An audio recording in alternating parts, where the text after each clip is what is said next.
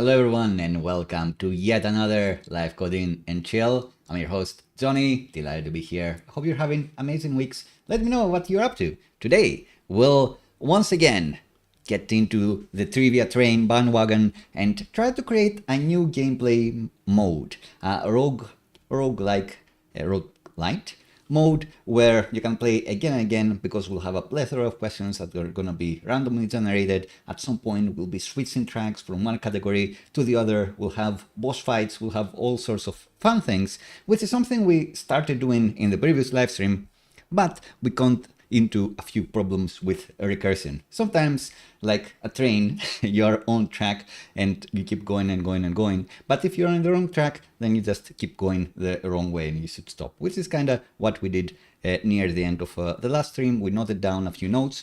And then, by myself, I started doing some unit testing. Actually, one of the cases where unit testing is actually really good for you is when you don't really understand the problem or the solution or the spec or whatever else.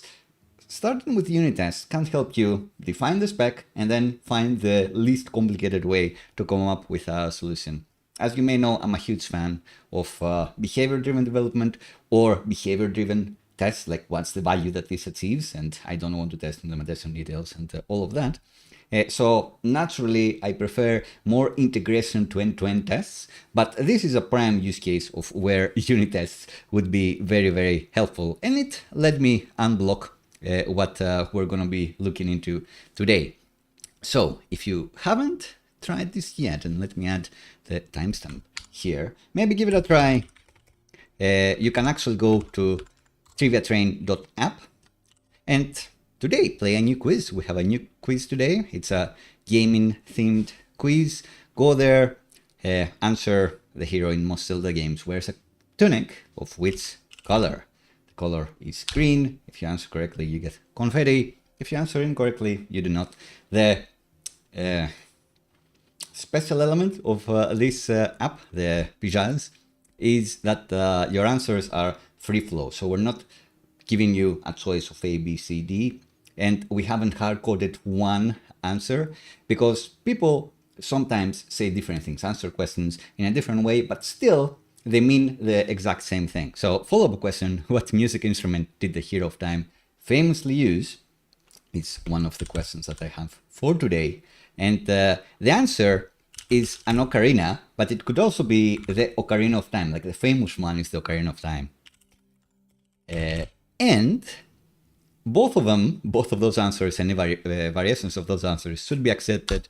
And indeed, this one does get accepted. How we achieve this is by asking an LLM. If the user hasn't responded with the expected answer, the default prime answer, then we send a prompt to chat-gpt specifically and say, this is the question, this is the answer, here are some instructions of what you should be like.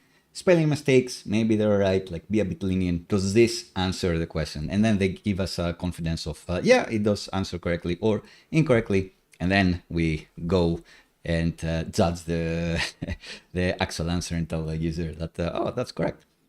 Or that's false, incorrect, which happens sometimes. So give it a play, let me know what you think and how it works on your device as well. But this is not what we're doing today. We're going to be doing an endless mode, I guess, or a randomly generated game mode, where instead of me creating the questions, because we also have like some UI when I'm logged in with my Prime account, then I can actually create a new quiz, see all the quizzes that I've created. You can create new quizzes, they just won't show on the front page, but you can still share them with your friends if you'd like. Have fun with it. At the end, you'll get like a nice share UI that we've done in another stream. But this is not what we'll be doing today. We'll be randomly generating quizzes based on some questions that we've added to the database. So something will be picking questions for you so you can play again and again and you don't have to wait for me to actually come up with a quiz every day or every week or every whenever. You can keep playing again and again, which is the beauty of a roguelike. And we'll be adding other things like being able to switch a question category, as mentioned, maybe power-ups like skipping a station, a question, derailing the train, boss fights. We can add quite a few things. We'll have health, maybe you'll get like a couple questions, and if you miss a couple of questions, it's still fine. Third question, you're out. Your journey is over.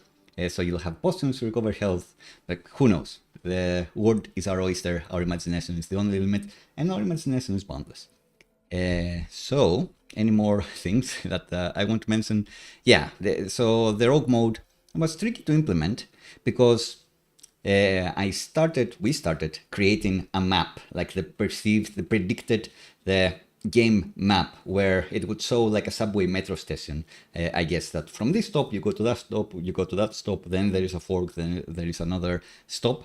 And how we generate this, that's where I got stuck near the end of the previous stream. And today we have something that works, something that uses recursion. So that's a method that calls itself specifically. We have an object that has a next mode almost always, and the next mode gets created by calling the same function again and again until we reach the end station. And recursion, it's one of those things where if you see it and you get it, then you're there, but sometimes your mind just doesn't go to that place and you need to reevaluate what the problem is. And unit tests helped with that. So in theory, I have something that creates a map, and maybe I should have a look at the unit tests actually that test that map generation method. So really, I have 3 test cases for this specific thing. That it always starts with a question node. So the first node will always be a question node. It's not going to be a track switch, and in the future, it's not going to be a boss fight, for example, or an extra hard question or whatever else we could do. And then you can follow valid nodes all the way to the end. So if you keep following the next node, then you can make it to the end state that you can actually win. So that's a fun test. And we have the test case that all question IDs are unique. So we will be hitting the database to fetch all question IDs and then pass them to our new game function, generate the game function. And then each question that the user sees on that run should be unique. They should never see the same one again. This is a very essential use case, because if it's a quiz and you see the same answer again, that's just not gonna work. That's just gonna look very, very bad. So extremely useful use case there. And as I mentioned, this helped me come up with answers that fulfill these critical things. And you may notice that these aren't the most straightforward tests in the world, because they need to account for a few use cases. You may notice that I'm going into loops quite often, but that's actually good because they are also a bit of a benchmark test. So if these tests were taking too long, then in real life, maybe the creation of the new map would also be taking too long, maybe would be running out of memory. Those are some concerns that we may have. So if we have the tests that are running these things and they are creating like hundreds of maps every time and they still manage to run in 72 milliseconds, I think we're good. I think we'll be good for production where we'll only be running it once per user starting a new game. So though I think this is it for the recap. Let me know if this is interesting. Let me know what you'd like to see specifically. I have ideas on what we'll do on Friday as well. But let's see, will we have a working roguelike game mode today? Let's gather some cucumbers, I guess, and get going. As proof that I can create games, someone actually, some kind friend, came up with this site, techie.cat, where I've actually created a memory game with sound effects. So that's cool. Play that one. So I have created games in the past besides my inability to create a challenge roguelike game in the previous stream. So let's see if we'll make it for today. All of this code and all of the private code is in an exclusive GitHub repository, which you can get JOHNNIFY Premium, which includes this website, the JOHNNIFY Premium website itself. If you like that, have a go. If you like magripis.com, which is my own site, then that one is free. You can find it on my GitHub. So don't worry about it. Cool. So enough selling. Let's get to buying. a lifeline for coding experiences. Right, I'm rambling already. Let's get going. So I could be going with unit tests as well, which may be interesting to show in the stream. But for now, like, it is always more interesting when you show UI. When you work with a unit test, it will always be faster. But showing UI, I'm sure it's more visible by definition, so it's more interesting for everyone watching. But if it takes too long to like refresh and do these things, we may go back to the unit tests, which always has its own fun. So we are in this rogue route. Let's find it on play rogue page.server.ts. And what we want here is two things. We want to create a new game because it's going to be the first time that the users come in there. We'll worry next in the agenda about resuming a game already in progress. So in the locals from the previous stream, we have ensured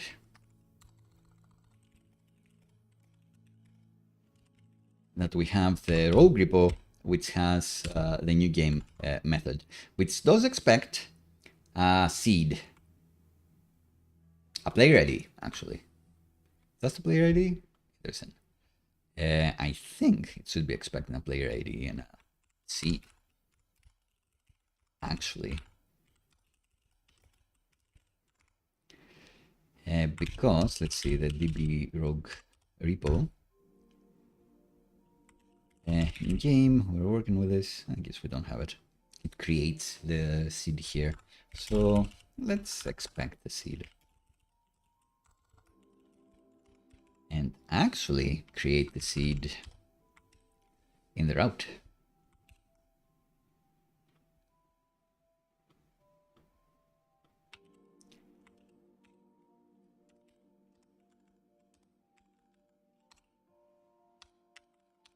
And we also need the user ID.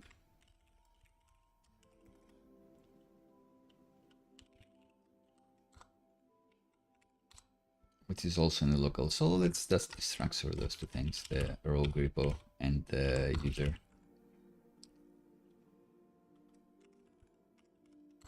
And let's say the player ID is the user ID.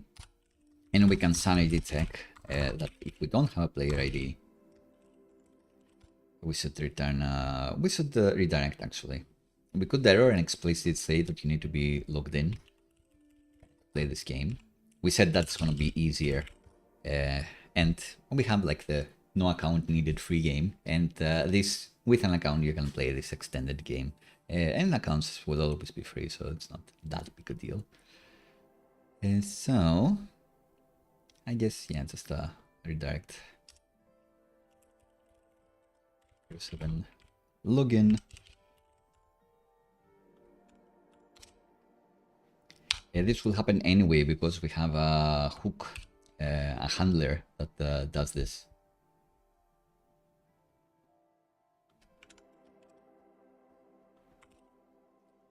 All right, so this one needs a player ID and seed. And that should be creating a new game every time. So if we check the database, which we can do, we can connect to our local Turso database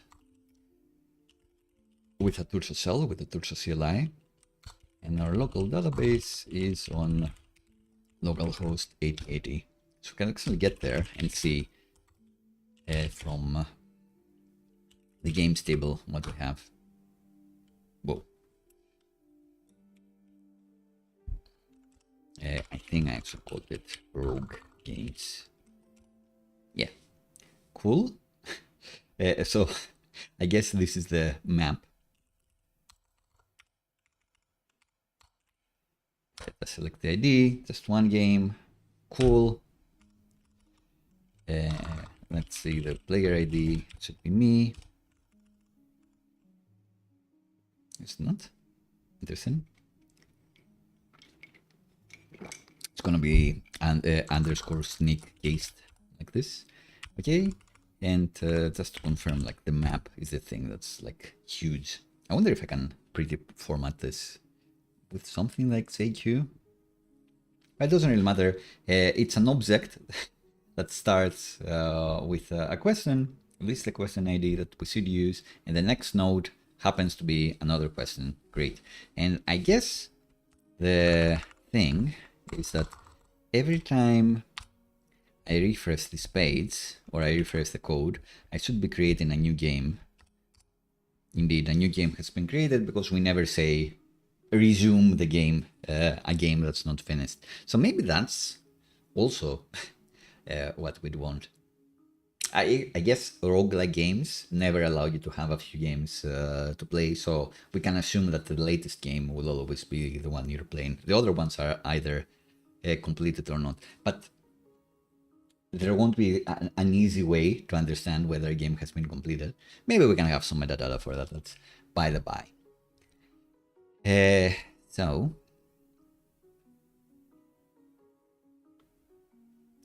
we've done this, we've done this, we've done this. And now let's do the resume game logic, actually.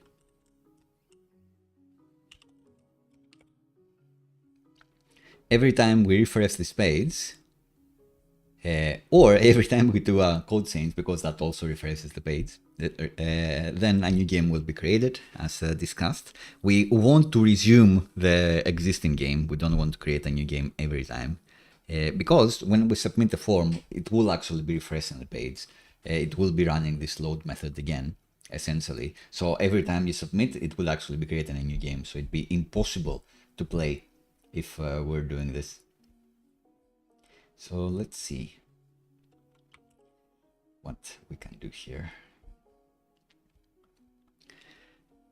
We want to check if there is a game in progress. So latest game. When the latest game is done, I guess we'll figure it out in the end. When we'll get to the end of the game, we'll see how you start a new game. Maybe you explicitly do something. I don't know. So for the user, we need to get the latest game. That looks reasonable for me. And if no latest game,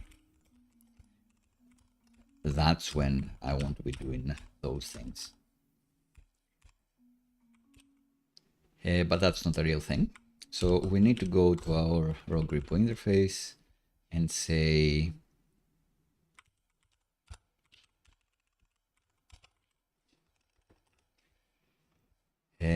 get latest game for a player ID.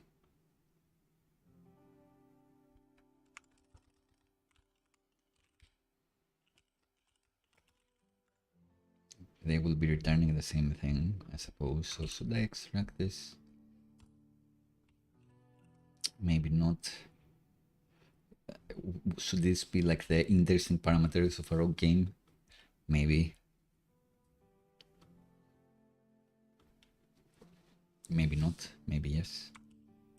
Don't worry too much.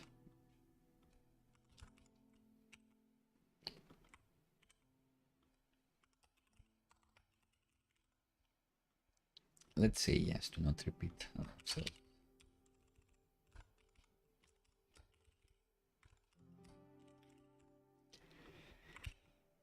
right, so now we have the interface. This may be returning null as well. Now db rogue repo should be returning, should have a method. That's kind of like this.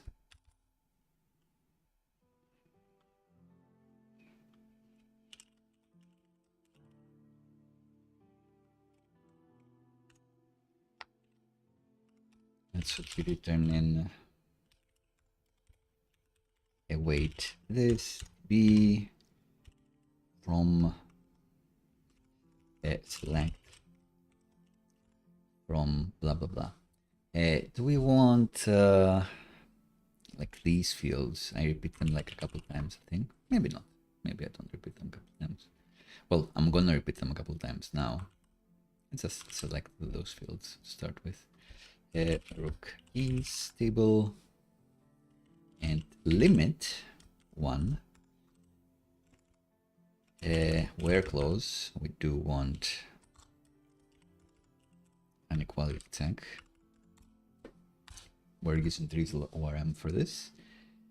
And we want Rogue Games player ID to be the player ID. And we want to limit 1, but we also want to order by late published, created, descending. Who knows? Let's have a look at the schema. Game.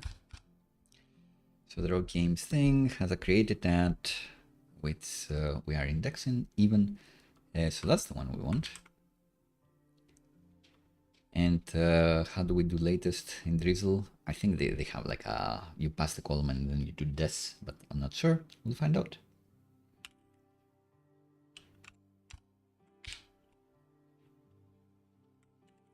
ORM. Order. I want to say order by. Oh, they have this dash helper.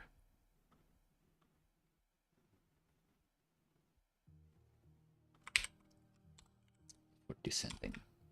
And the column is gonna be Rogue Games created that. Create.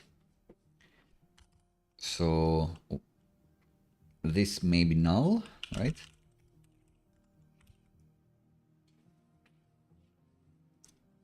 So this place will be happy. Just pass a player ID like this. Cool. So now this can be Rogue Game or null, and then if null latest game, we'll create a new game, and then we'll see what we'll actually be doing. So I guess to prove that, let's say that the message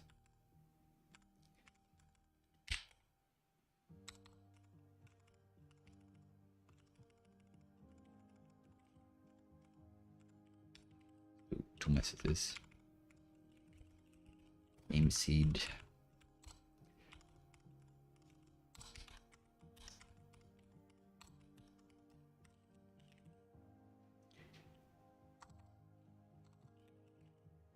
Latest game seed. But latest game may not be defined as well. So maybe let's say let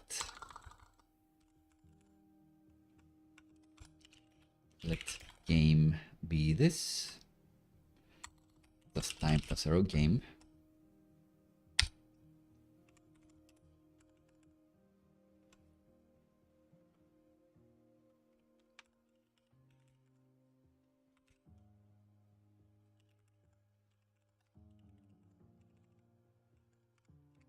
And then reassign this. So the game is going to be the latest game, but then we can reassign it. I guess we can do this like inline.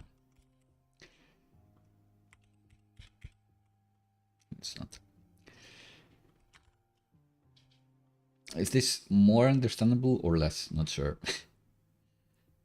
Nah, let's just say no need to type. Let's say it's this. If no game, then the game is going to be a new game, and then we can use the seed of this game. So this, wow, see this huge here than I expected. But let's confirm it's actually the latest seed. Don't need the player ID, we've confirmed that works. So 332. 332, there you go. So that looks sensible. We are getting the latest game. Let's see, created that actually.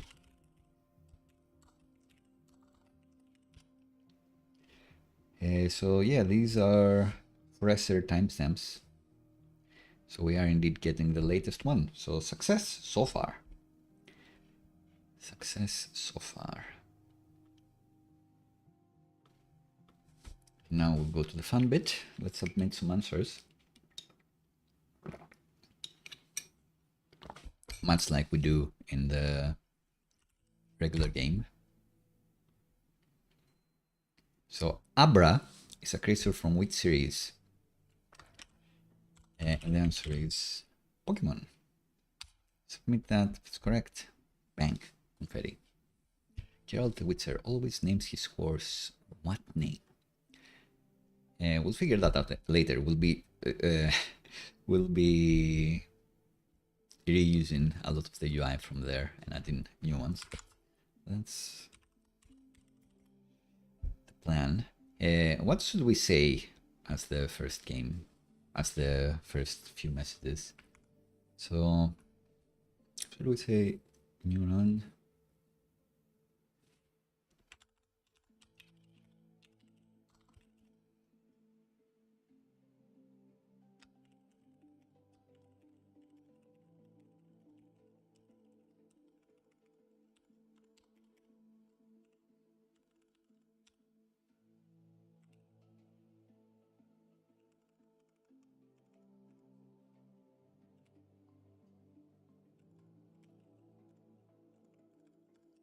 That's fun for this.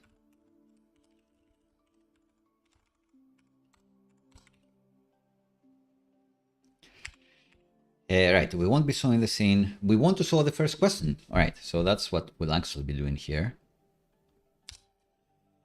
So there we go.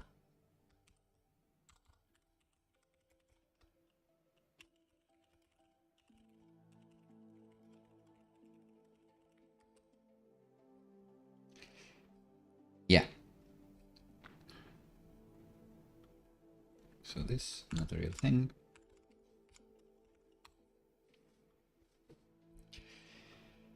The answers, the messages, I guess, are now fake. They are hard-coded. I don't want to hard-code them. I definitely want to make this like not overflow, like wrap around, but that's something I will worry about later. But the messages should be stored in the database. This will make other things easier. So maybe even when we get the game, we should be getting the game with messages. All right, so we want an inner join, I suppose. When we create a new game, we want to be actually storing some messages. Let's look at our messages. Rogue messages table. They have an ID, they have the game ID, they're attached to the game, sure. And then they have a type of assistant user share, sure. And the created that we don't need to worry about. Content, great. And data is correct only, like this metadata we'll see if we'll actually be using, probably we will. But this makes me think that we want all messages for a game for a specific game ID. We want their ID, we want their type, we want their... we don't want their created ad, we want to be to order them by when they were created. And we want their content and we want their data, so we want pretty much everything. So actually, our rogue game will be this, but we'll also have messages that are gonna be select rogue messages array. So this thing has everything really, including game ID. Maybe we can say like omit the game ID. Doesn't matter that much.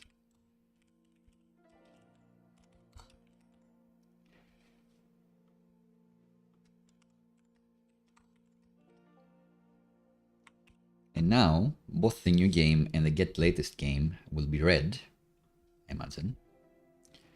Well, should be, but they aren't. Because it's not an either or. I made a mistake. As usual, it's not TypeScript, it's me. So it's a union or a superset of those two things. Yeah, so now TypeScript knows that this is not returning something that has messages. And new game is not returning something that has messages. So let's see how to select with an inner join.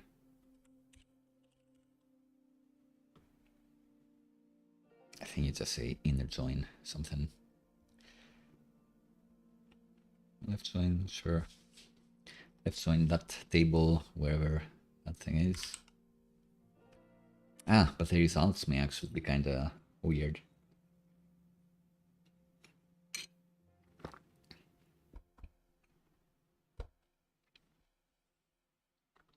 So every row will actually, this is not be an array. Every row will have the same game ID, the game information, and every other message, which is something I don't particularly like. Can I group? Main example.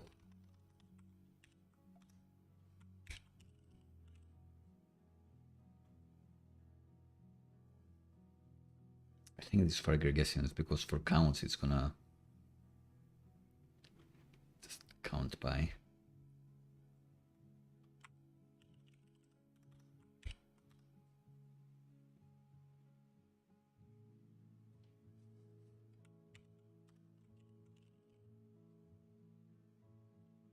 Like in IRL SQL, you can run a group by, right? I know it would be multiple rows, sure. It is for counts, so that's why they did it like this. They're not fools. So, what did we say? We want to left join rogue messages. Is that the real thing? Yes. Where quality check rogue games ID is rogue messages game ID, which should return visually the same thing, but this is gonna be, I think, many games. Just the first game now. I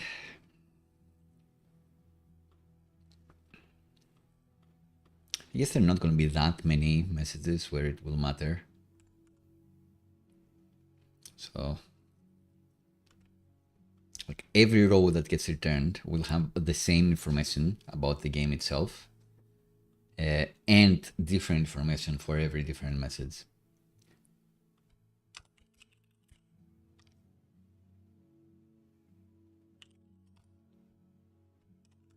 So we can say messages, and we said we want everything from messages. Let's see. It's this. Can I select it?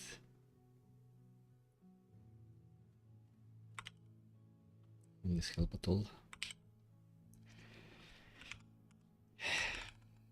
Not really. So ID is going to be rogue messages ID, sure. Data is going to be rogue messages data.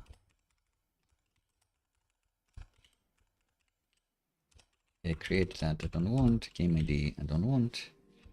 Type is going to be a rogue messages type.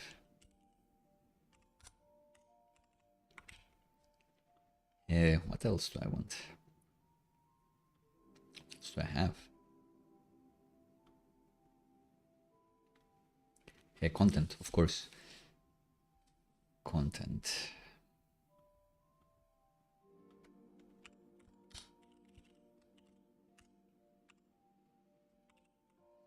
So now every row is gonna have this, but I need to group things myself. So this is like the rows. And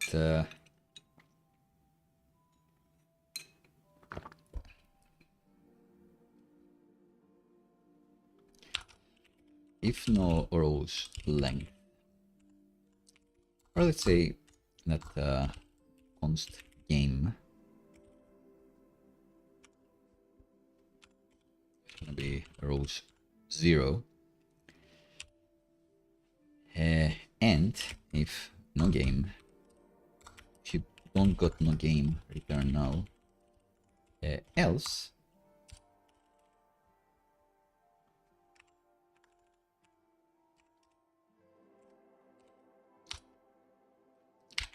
spread the game, but for the messages array, I want you to return a rows map, extract the messages out,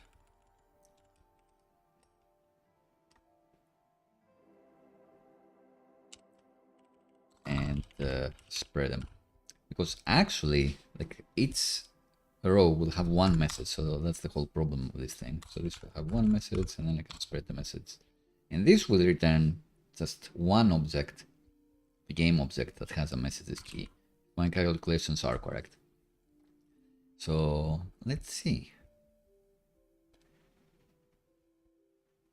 TypeScript is like, nah, mate.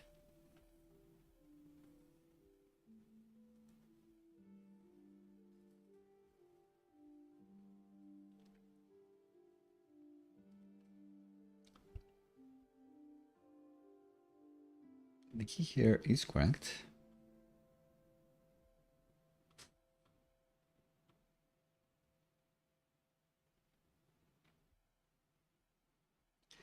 Edit data type content. What am I missing?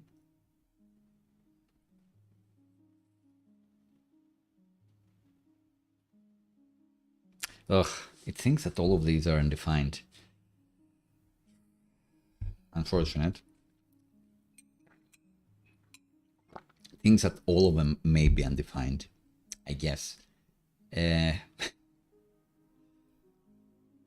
I filter, if I double loop here, will it know? I'll just reduce. Let's reduce.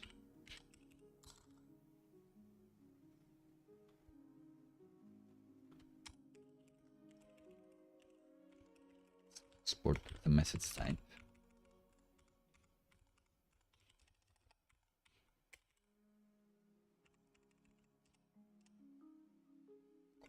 Rogue message. It's rogue message array. Because I want to use this here in the reduce, just say this returns a rogue message array. This returns with the accumulator, starts with an empty array, and then if this is a message,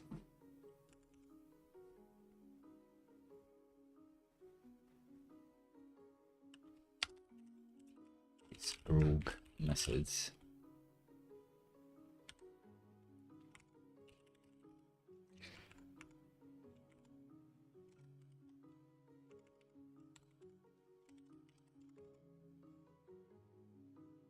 What does it think this is?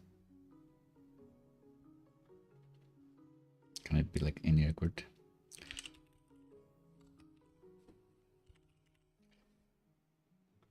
I don't think it likes it when I type it like this, but anyway.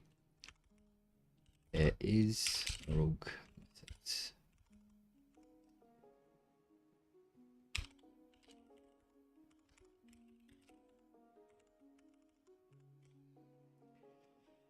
Let's say that if you have a message ID,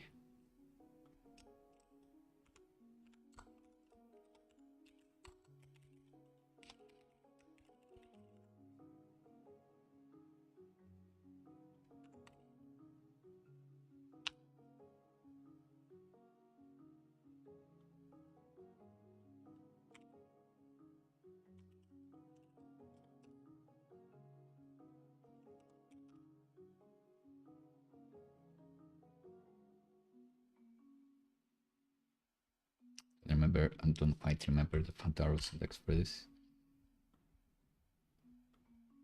I think it should be fine.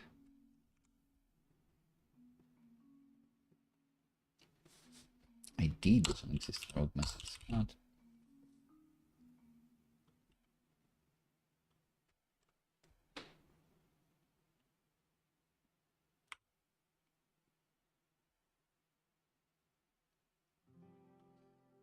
thing.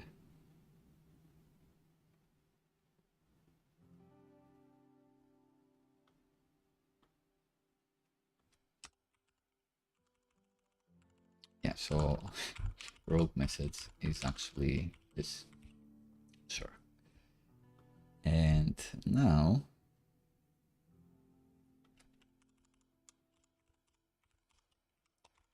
flip everything we're doing here and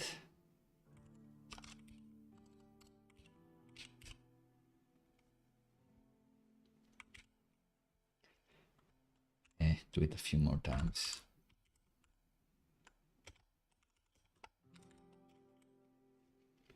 What are the things we care about? So we have just specified them. Data.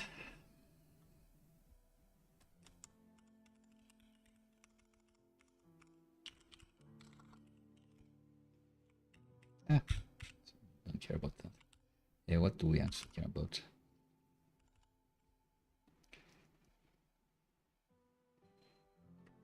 A type.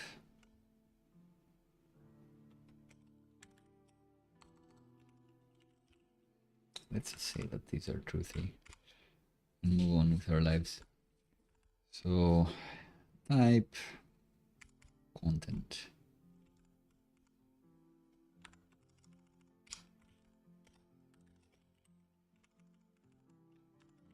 Let's say if it has these things, let's pretend that it's a rogue message, which means do its rogue methods. This is rogue methods. Message confirm, it's correct.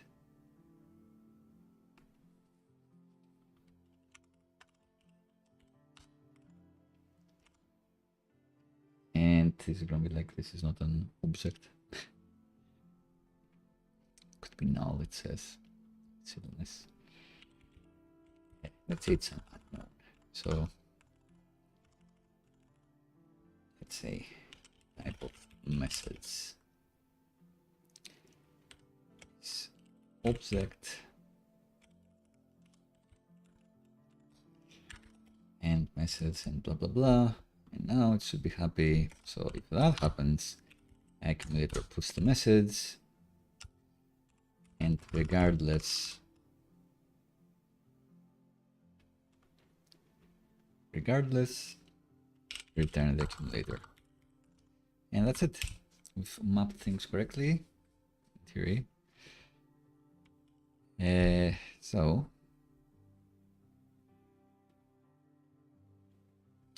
it is actually null. How is that possible?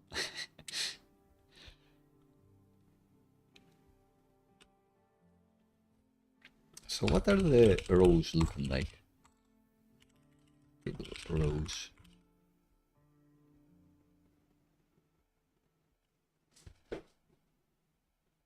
I'm gonna need a bigger screen. All right. So I have an index, sure. ID seed, it's an object. But message is null. Because there are no messages in this game. Okay. Okay. Makes sense. Makes perfect sense, actually.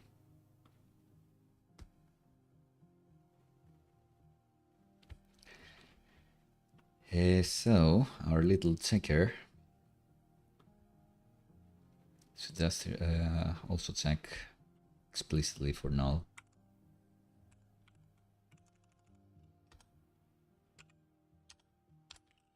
Well, just that this is truthy.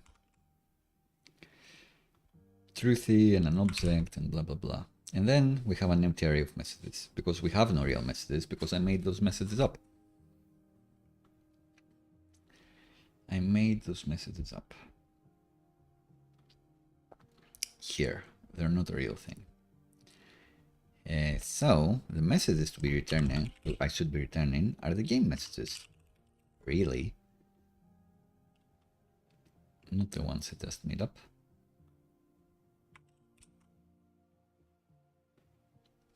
So we have none. But when we create a new game, if there are no game messages, then we're in trouble, I guess. So what we do?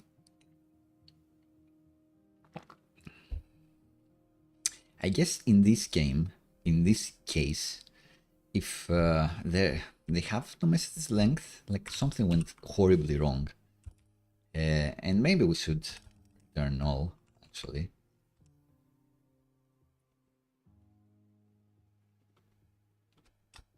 Let's call this no game row, and let's say that the game is gonna be all of this.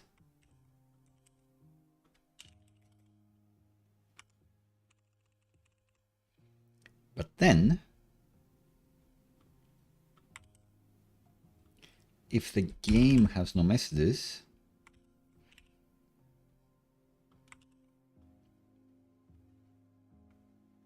so if no games, come on, messages, game messages length, return null, or return the game. So we'll keep creating games again until we successfully create a new game with a message every time we save.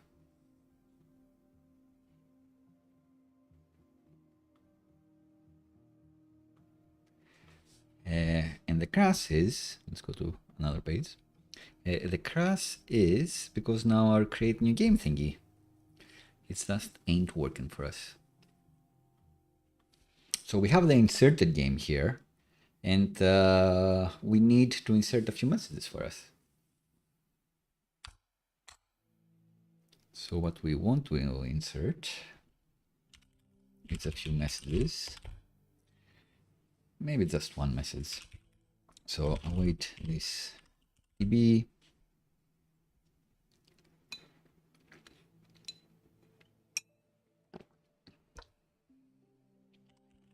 insert into rogue messages some values indeed, and then we want to insert the inserted game along with the messages. And these messages should be returning some values. And the values we want to return are the same ones that we ask for here. ID type content data. So the question now becomes, what do we want the messages to be? And it could be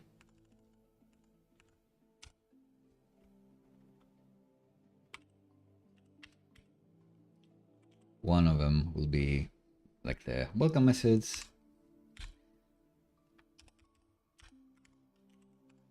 And then we actually want a question, don't we?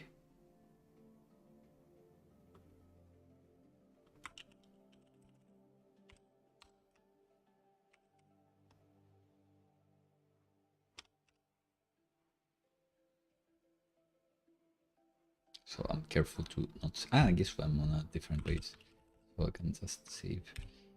So the problem here is...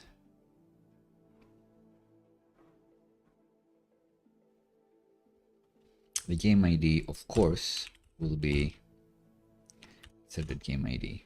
And then this is happy. All is good in the word. And we want this, but we also want the first question, right? So what's the first question gonna be? We want to ask the first question.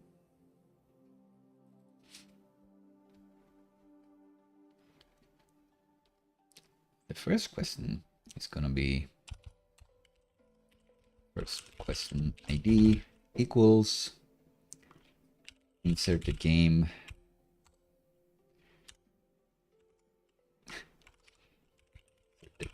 game map. Great, it knows it's a game node. Nice.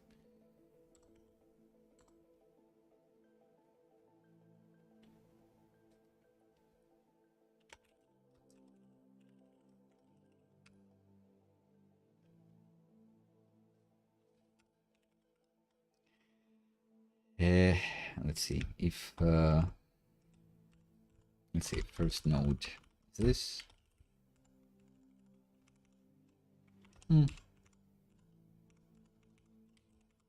just wondering.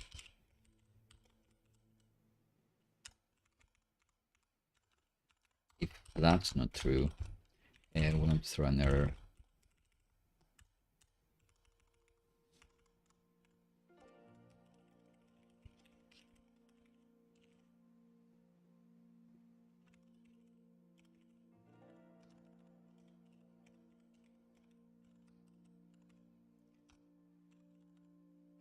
So the first question ID will be this.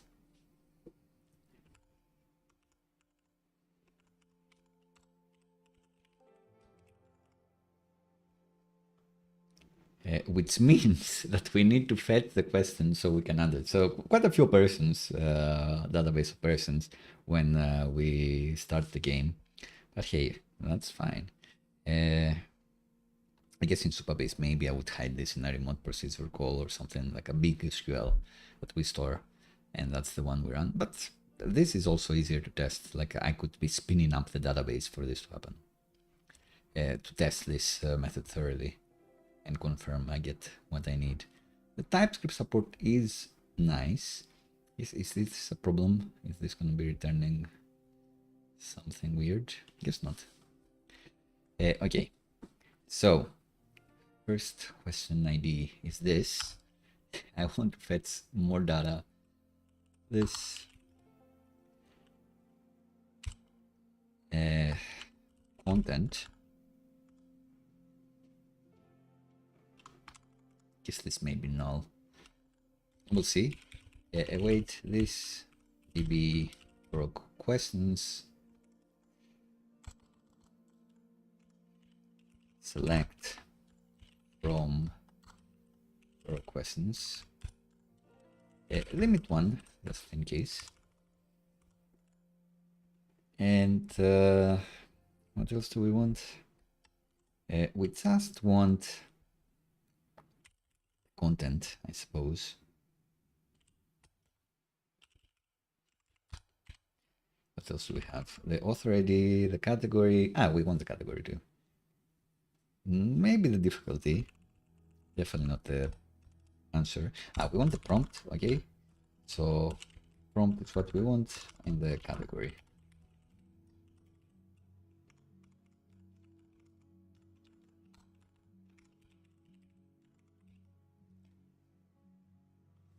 And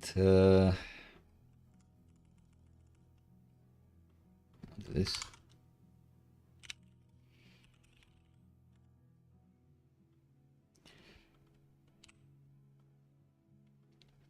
Anything else we may want? Probably not.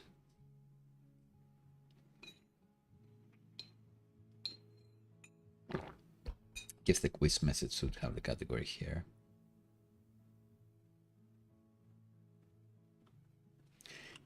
And we want a where equals questions ID is first question ID. All right, so the message, the content of the second message should be the question. So the question should be, the content should be question prompt. All right, so if my calculations are correct, when we go to the rogue, the play rogue hidden route, we should see two messages. One, the welcome message, and two, the question. Nailed it. Preloaded.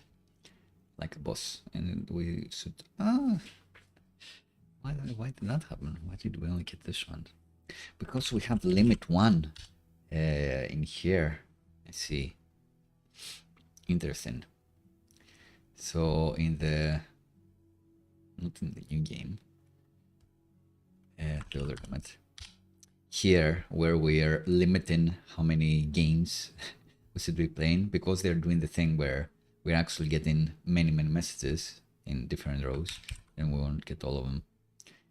But if we didn't do limit, I was expecting that this would be fine, but I guess that's not correct. Now, I'm still on the same limit. Come on. Yeah, so get latest game. No limit on that one. But the order should be oldest first, actually. So is that the default order by? Let's see. Order by. Yeah, you just pass in the column and it will order them ascending by default.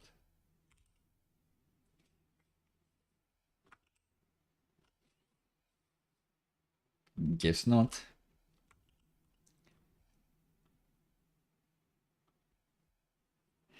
So, it should actually be the rogue messages. So it is descending, but it's the rogue messages. Keep saying the same thing.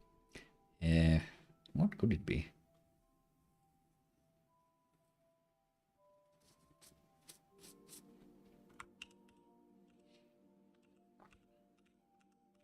I definitely want the latest game, so that is correct. And then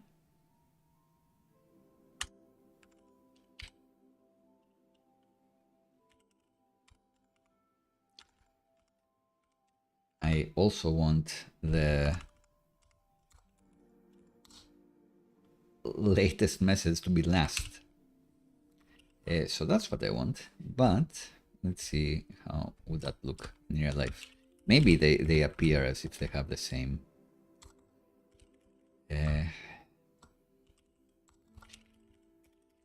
Messages.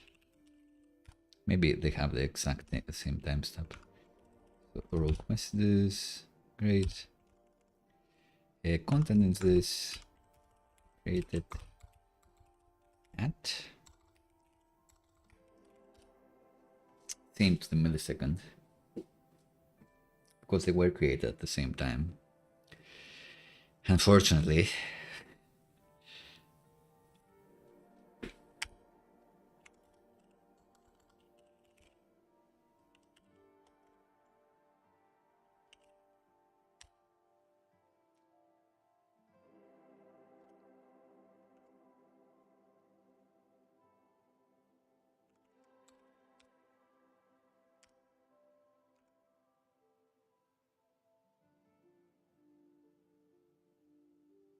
Yeah, ordered by ID makes it.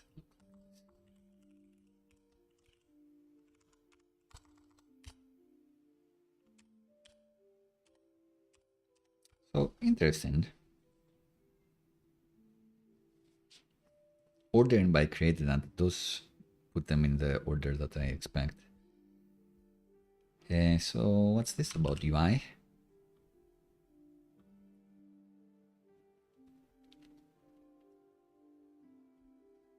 Anything else I should know? And you can put two things there.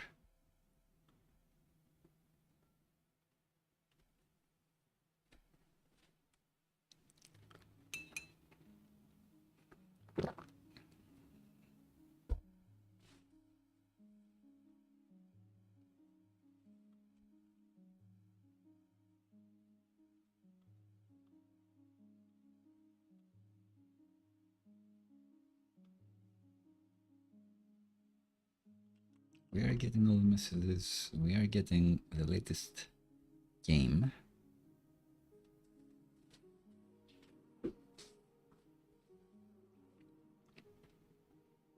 So why is this rendered like this? Are we doing anything in the UI as well? That's the question that I have.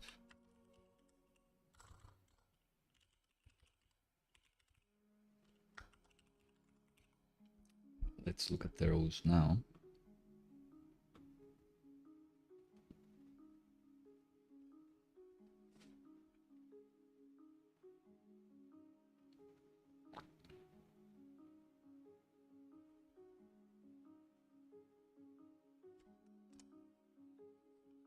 Sure.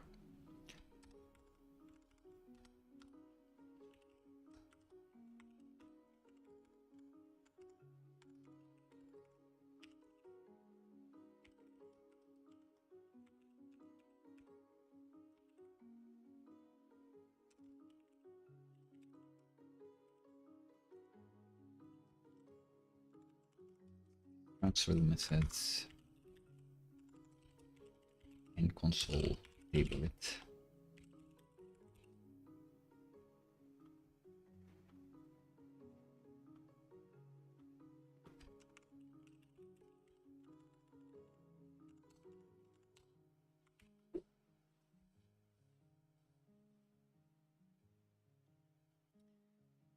So yeah, first we have this guy, then we have the other guy, and no matter what I do with the order clause,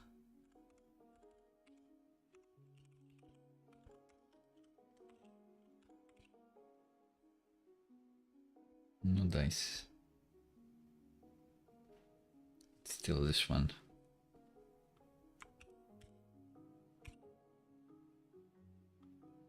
This would be all this first.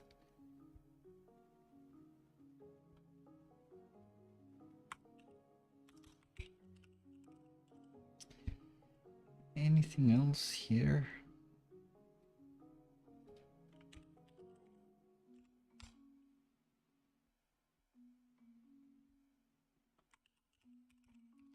No order example here, but it should be fine.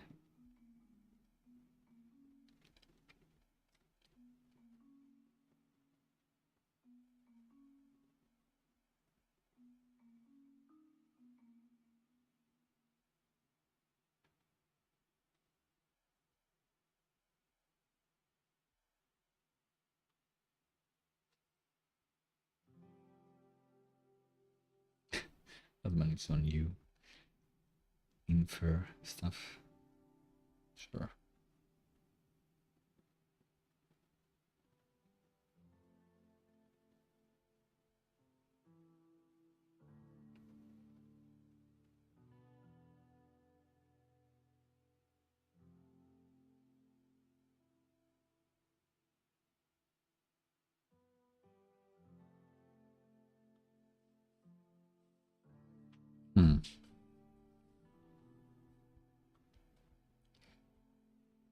Our left one's faster than this, by the way.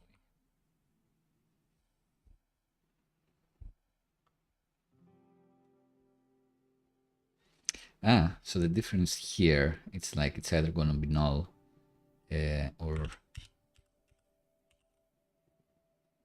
Okay, so that's something I didn't know. Is it?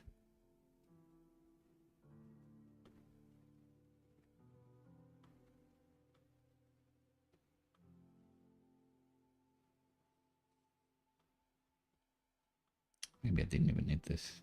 So it knows... Yes, the whole problem is whether this is null. So that's something I can fix. So rows actually...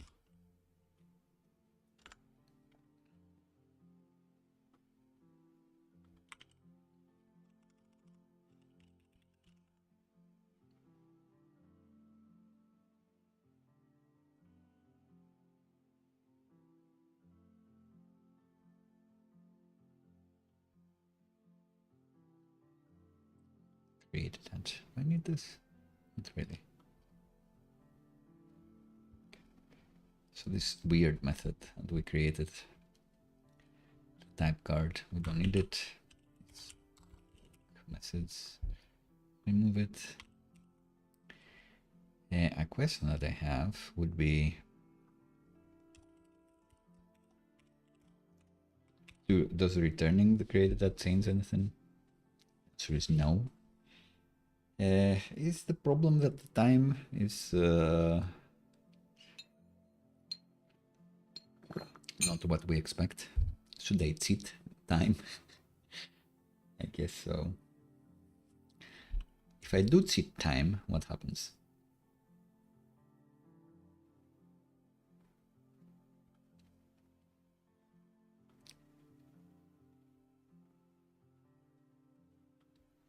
So I don't need to create that.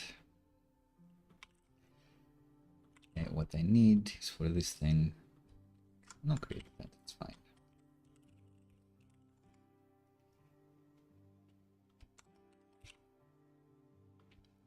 And this is happy again. And we are in the latest game thingy. So I think what the only thing I need is to keep the created at here.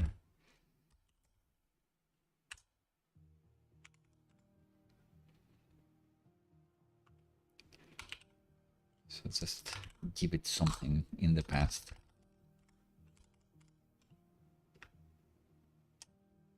Let's see, remove 5 seconds. This date.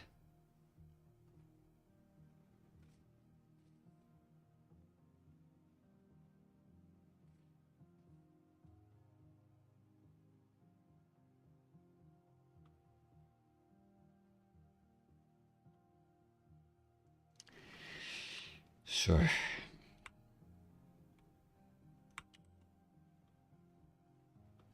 Let's see if this weird hack will help. I'll do clear a table of data in SQL. Is it drop table? Oh, truncate table. Drop table, I guess, destroys a table, which we don't want. Great.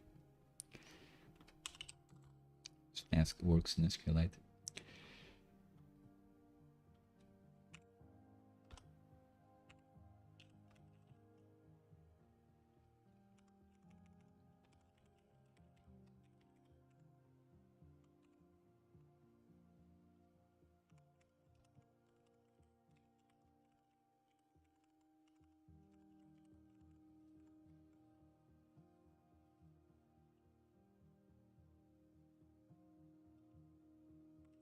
An easy way to do this.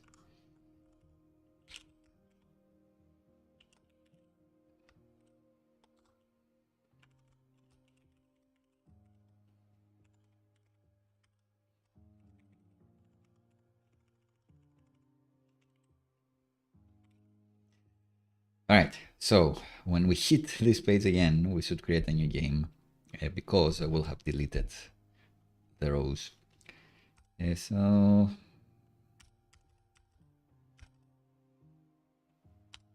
we have all these rogue games. Let's say truncate rogue games. Truncate table.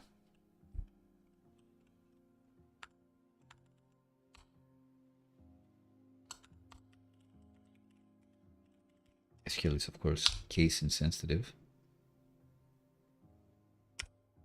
Oh, I should have asked whether this works in SQLite.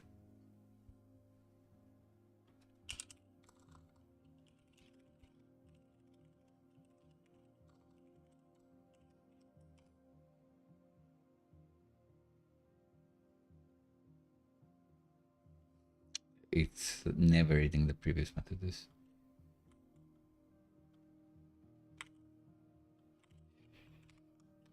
With SQL that works in SQLite.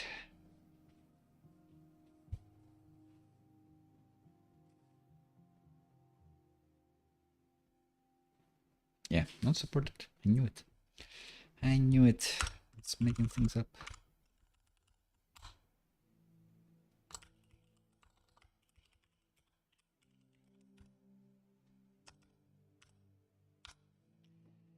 Cool.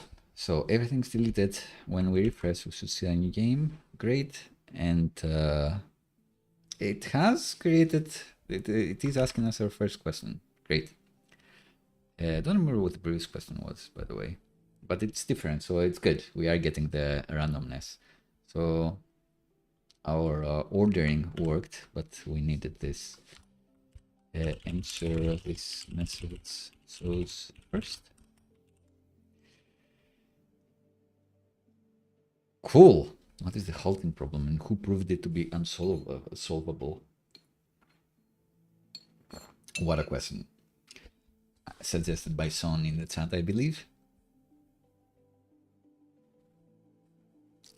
But yeah, grand success. Big success, would say in Greek. So now, time to answer.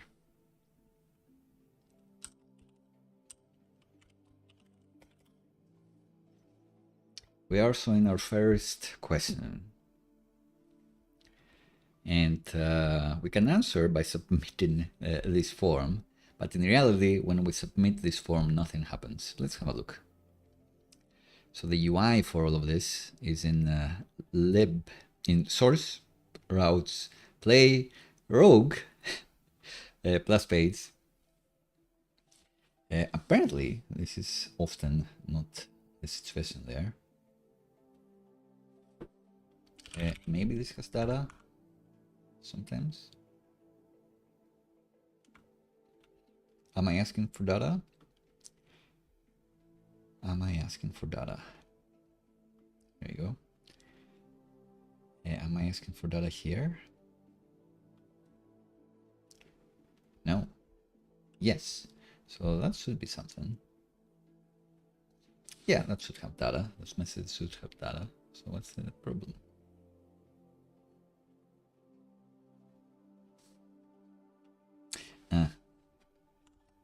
The message data.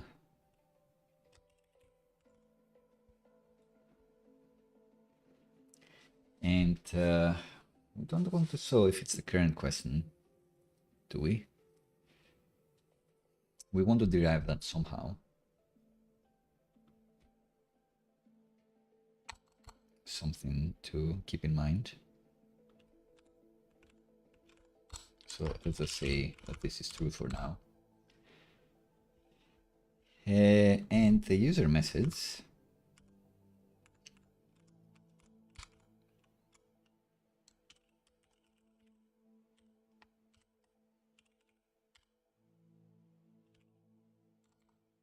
will be data is correct.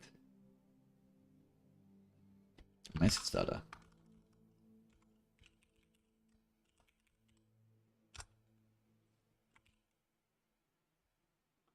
So now it's highlighting both of them. So let's move to that. We want to highlight that one, but we'll figure it out eventually. Is the last season message?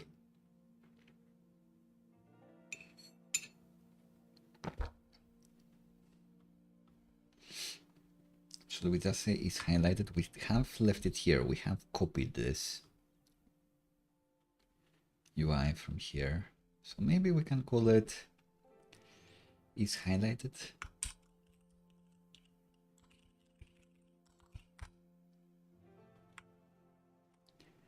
And then in the UI we can say is highlighted is when the index is the message length.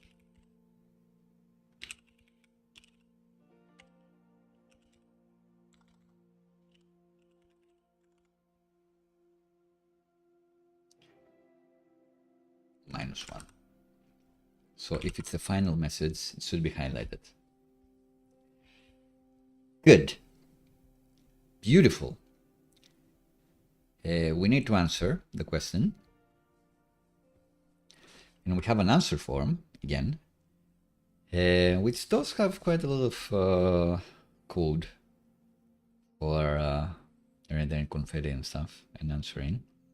I guess this form is going to be hitting the default action of this page, which happens to be the rogue page of server.ts. So we have these actions that do a few things. So I think all this means that we don't need another answer form or answer schema. I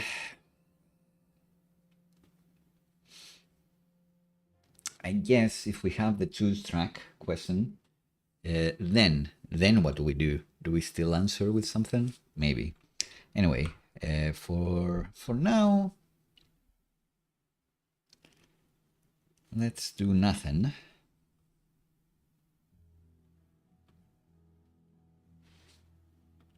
More than, should I be deleting these?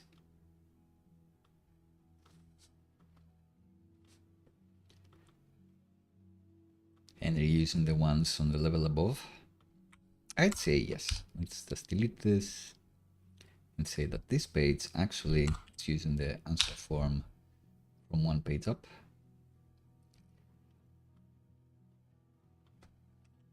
Here.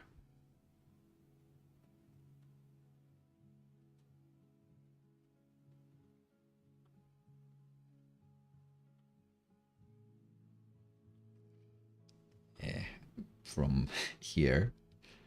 We need to move this up as well.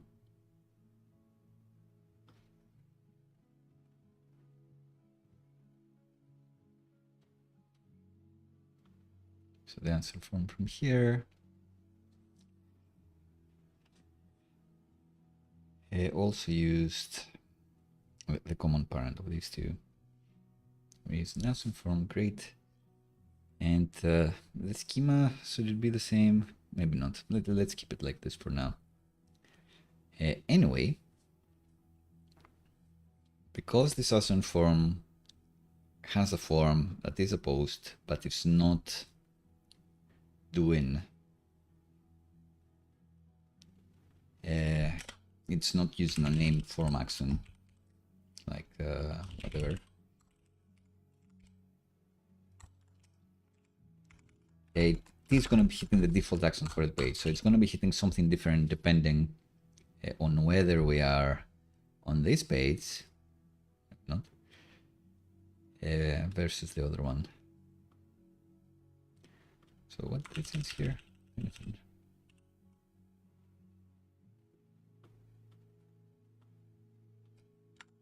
One back.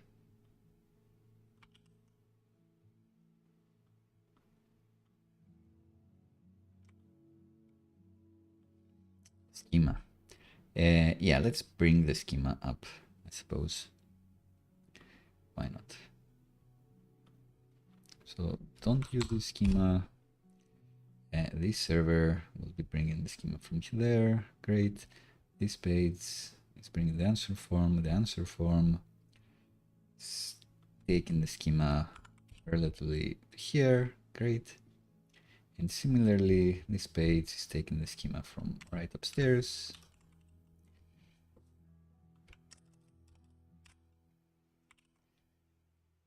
And this page is using the answer form. All good. So let's go back to the rogue place.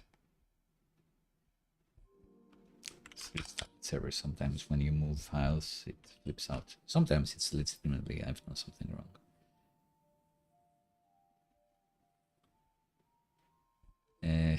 Now, does it keep trying to help me?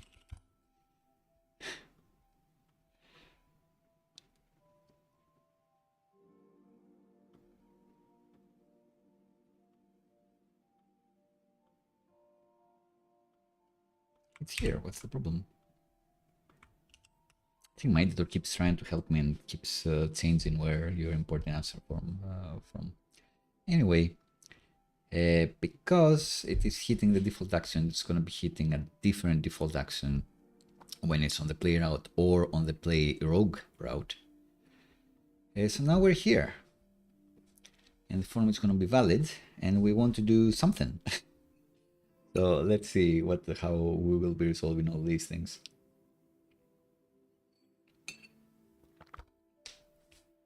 As a refresher to me, the default action there is finding the related quiz based on the ID in the params that we're in, or then getting a cookie that represents the quiz, because we're not using a database for the anonymous playthroughs, the ones that are curated that I create, the quizzes I create. And then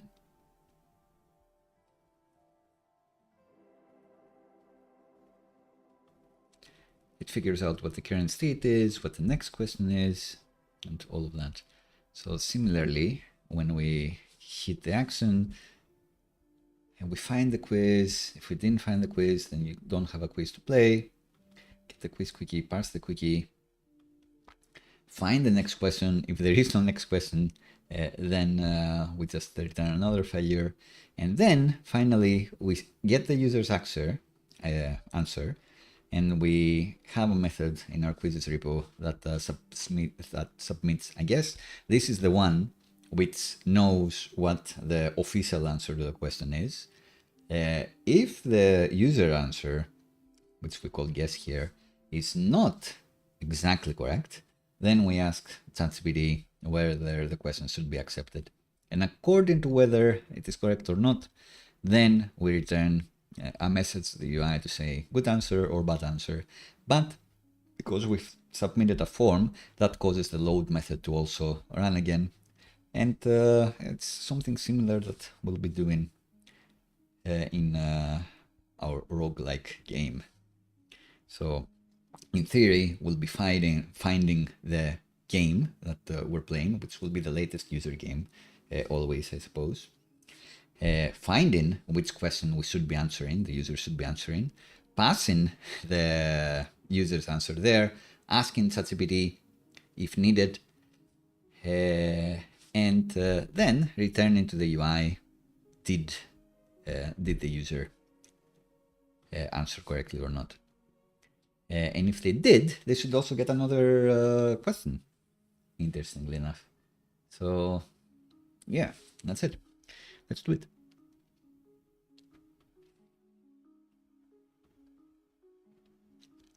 So if the form is valid, then this happens. And then we want to get the latest quiz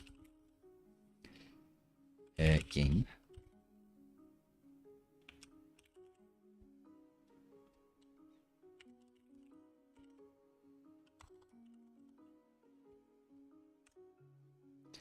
Same thing we're doing here, really, but a different failure.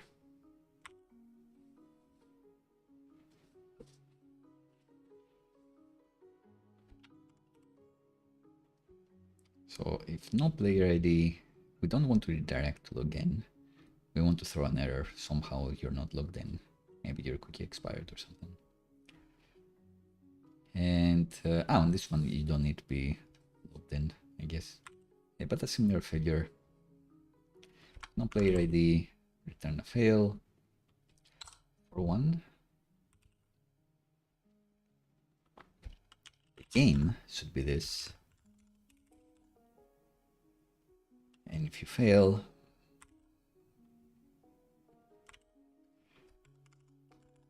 you are not logged in. Somehow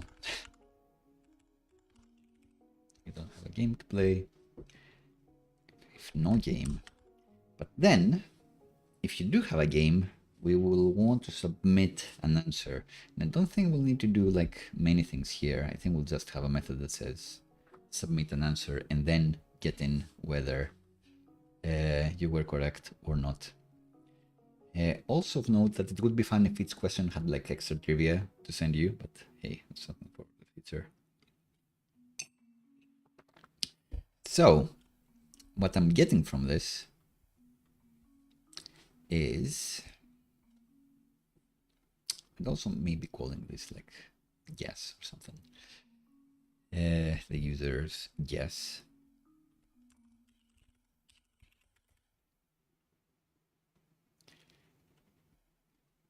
So form data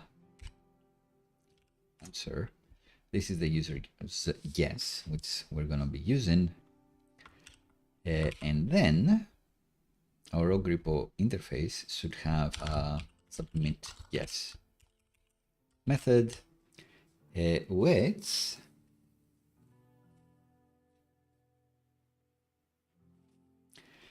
should be getting the player ID,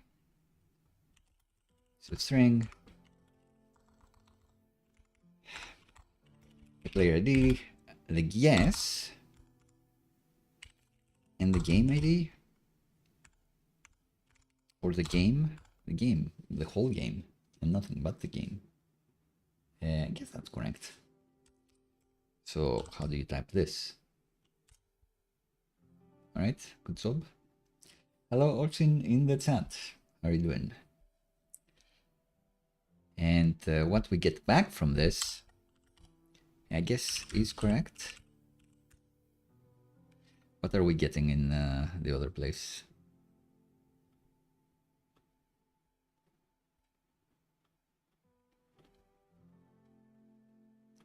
We have submit guess. It gets the quiz, the guess, and the question ID. So we've arrived to the same place. and it returns is correct, the expected answer and the updated quiz. I guess we don't need. We need it here because we need to set a quickie with the updated quiz. But in our case,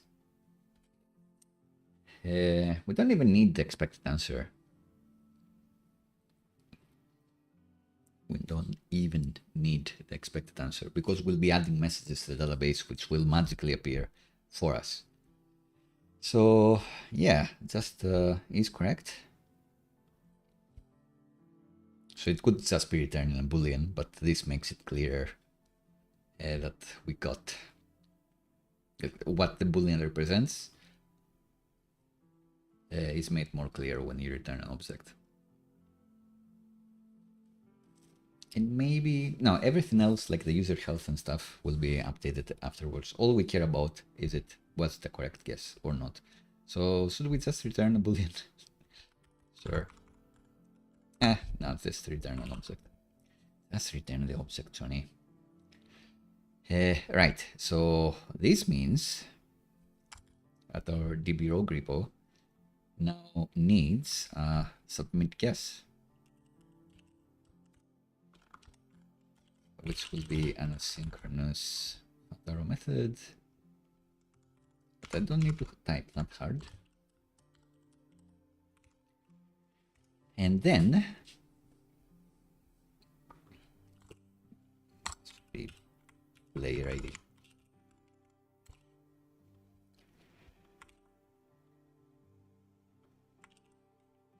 Good, played. So we have the player ID, we have the guess. We definitely want to add the user's response in the messages, but would we add like all of them? Not sure. We'll see. We'll user message will definitely be type user. What do we have as messages here? Insert rogue message. It's gonna be one of these. The user message is gonna be this. The content is gonna be the guess. And the created that we'll see if we'll need to mess around with.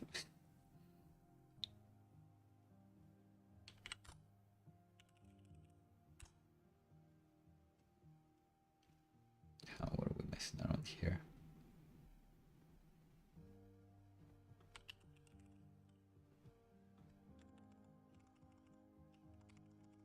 Seconds before, that's too much, like half a second before, let's say. So yeah, let's do this thing, create that with this, and that's it. Oh, I guess it does need like metadata, like is correct. So that one we'll figure out at some point.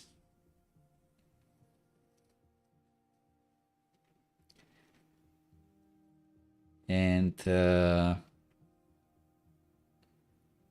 we will need both the validation message, you got this correct or not,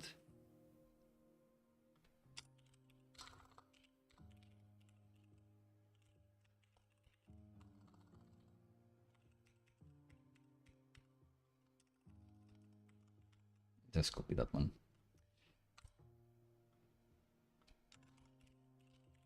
Response message is going to be this. It's going to be assistant. They need game IDs. Yes. So game ID is game ID like this, like this. It's not going to have data is correct. And then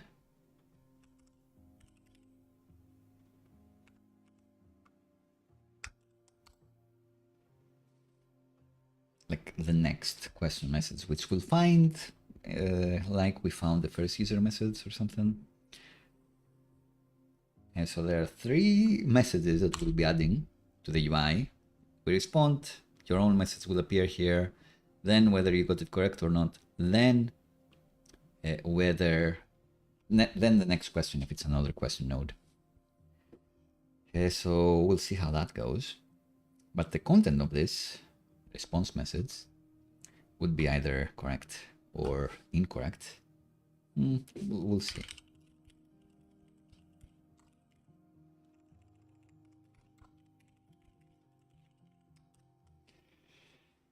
And yeah, maybe the type will be something else. We'll see. If it's a track switch message, we'll see how we'll resolve that. So we want to know whether the answer is correct or not. We need to find what the question we're answering is. And for that, we'll need to find out which one is the current question, I suppose.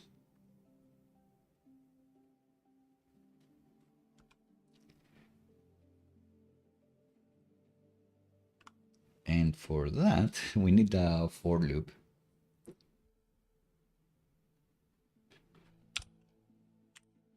So find current question ID given a game,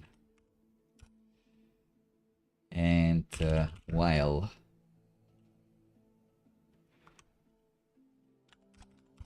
let current node is game map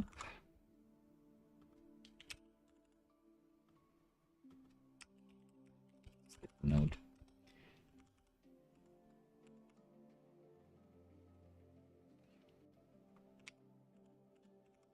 Current node is going to be this.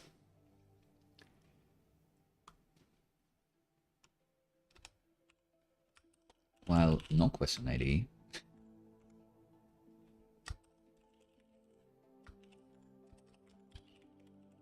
let question ID be a string or null. It's null. If that doesn't happen, return question ID.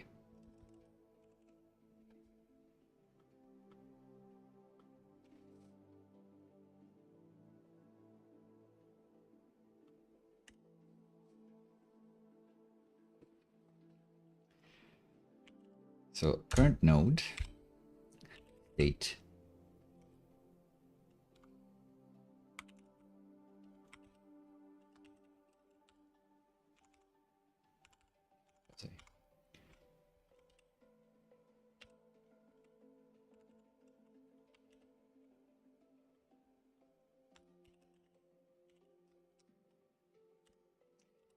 depending on the type, we may be doing a different thing. The case can be a question node. If current node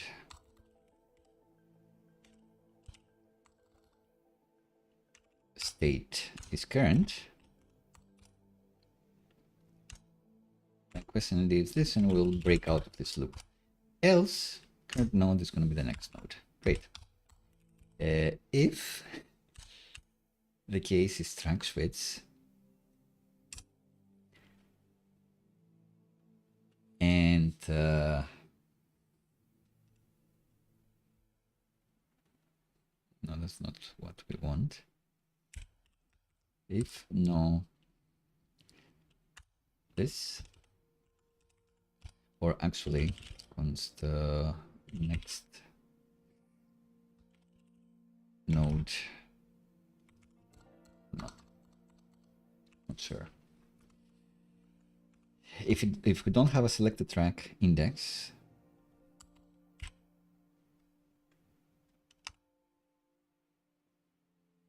it's not going to be a game node anymore.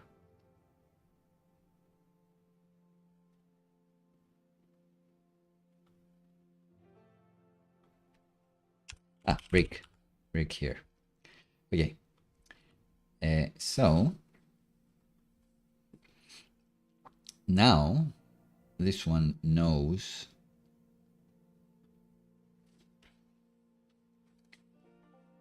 that it's a track switch node. Great. It can have a selected track index, so we can say it. And I want to check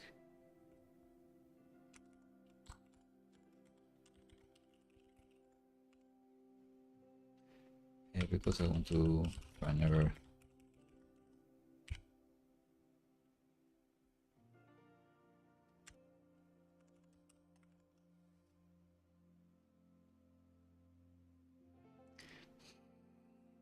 And I'm not sure if we'll be answering the questions right as we are selecting the track, but we'll find out. Anyway, if that doesn't exist, we cannot answer this question for sure. Else, current node is going to be this. Tracks, this, and this should represent. This should always be a question, not just a game node, but that's fine. And we're on the end.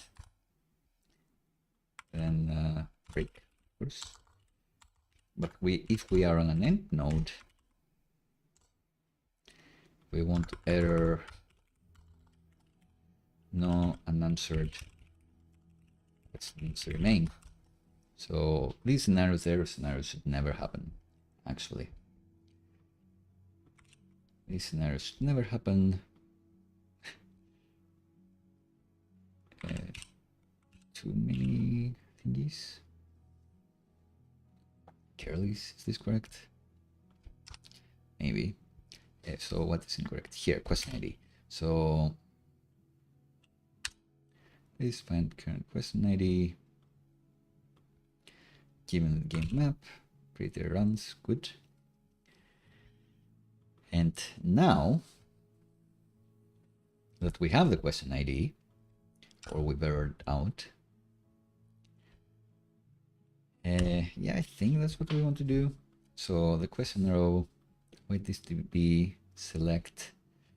We don't want to select the answer. We want to select a few things, actually. Yeah, but it is from the questions that we want to select, and we do want to select where the question, row questions ID equals the question ID and limit 1. That's all well and good. But what we actually want to select is the evaluation instruction, actually.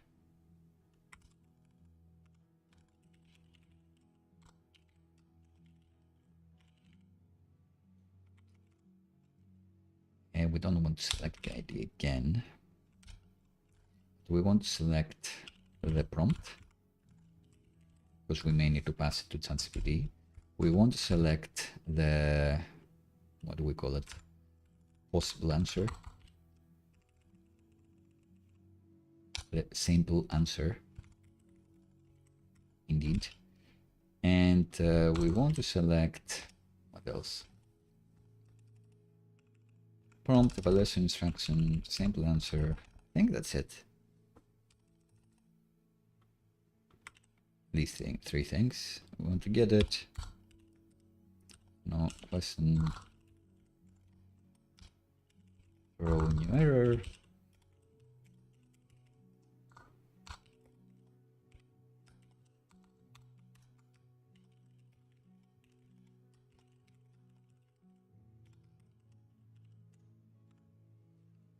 Find this, but if we have found this, then we want to do some logic to determine whether the user's answer is correct. If the guess is exactly the same as the simple answer, we'll immediately say correct. If not, so I guess let's do that. Is correct equals is exactly correct. Let's call it, I think that's what we called it this time.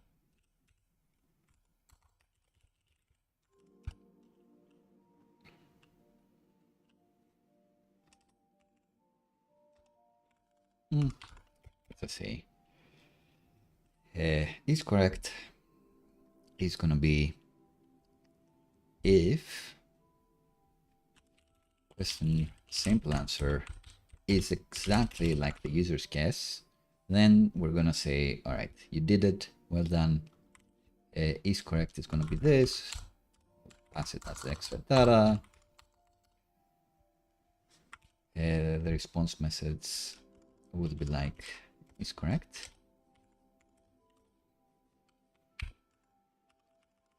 And then we're gonna be saying correct.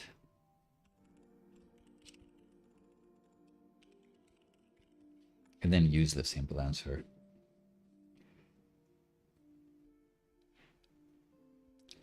And if not,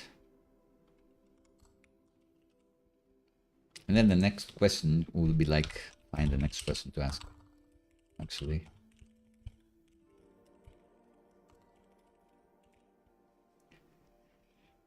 And then finally, we also return whether we are correct or not. Are we returning a boolean? No, we're returning is correct. So return this as an object. And then it's all well and good, outside of the fact that we're doing nothing. The player ID. Do we actually need the player ID?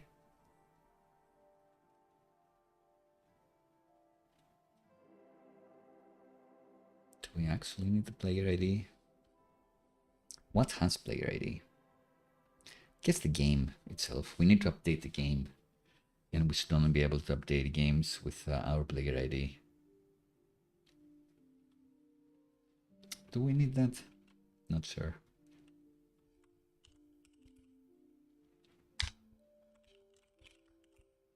So the only thing that has player ID is the game. And I guess we're using the player ID already to get the latest game. We are using it here. So yeah, maybe submit yes doesn't need the player ID. Actually.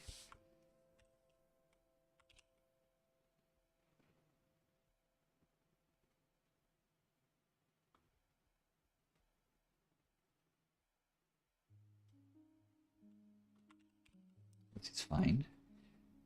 So now, if this exactly matches the guess, that's good. But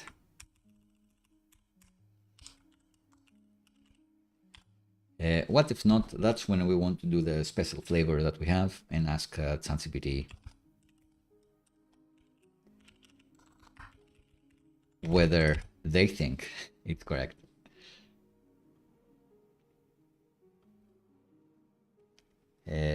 And then, like, they have a second chance. Like, maybe chat-gpt will clear you. Maybe I thought that you didn't give the answer that I expected, but maybe you're still correct. You had a chance.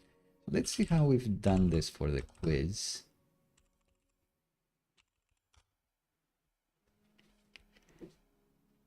We have the prompt here. And we're saying is exactly correct. If it's exactly correct, then we set is correct to this. I guess that makes it a bit clearer. And we could even say, we could use is exactly correct, actually.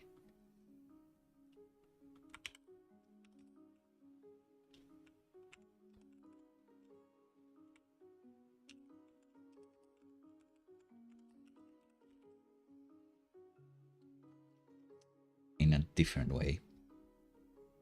Soon, so I'm gonna steal that. And let's say if it's exactly correct, all I'm gonna do is set is correct to is exactly correct.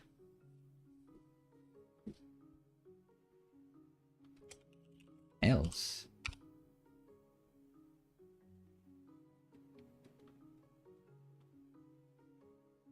don't think that's true.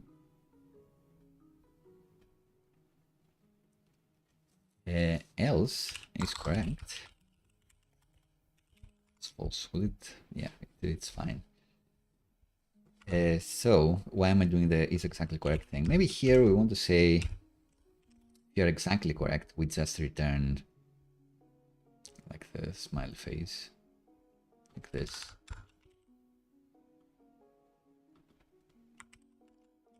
But if you're still correct but not exactly correct, you can return the same thing.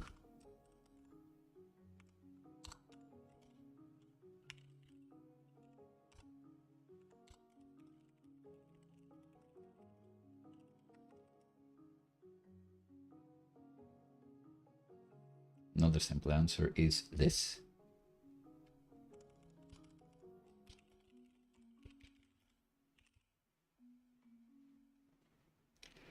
So we're looking for question simple answer. So maybe the answer was like in Greek, for example, and you can see the Greek there. Like you get more confidence that I'm not just saying correct every time, which is something I've heard people say.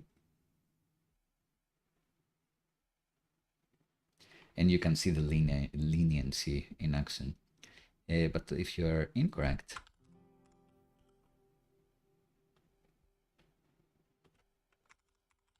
do this.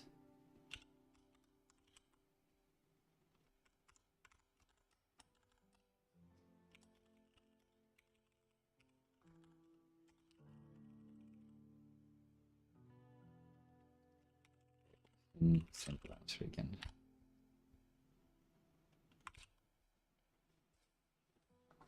So if you are correct, you get one of the correct messages. If you are not exactly correct,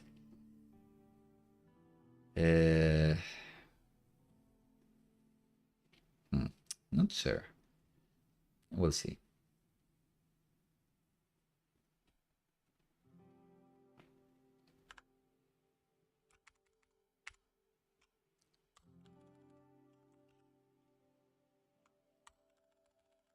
It's another valid answer.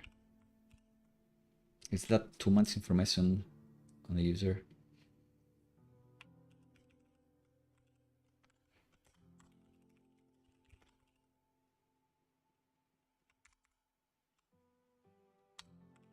Maybe too much information. Anyway,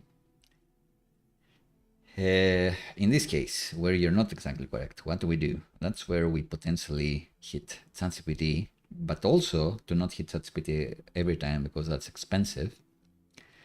We will be checking our database to see if we've already cast a result here. So let's take care of the prompt.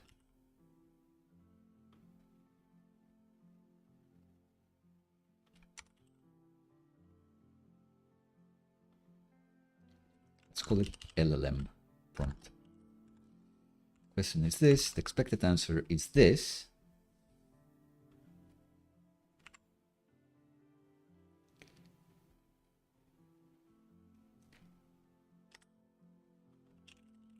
A simple answer. Maybe we need a ternary here. 2 months. If there is an evaluation instruction,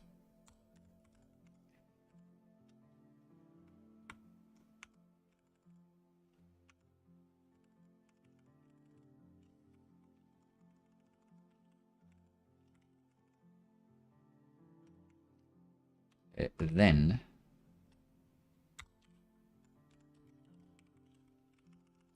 we want to say a simple answer is, or the expected answer is according to that. And then again, if we have an evaluation instruction, we can say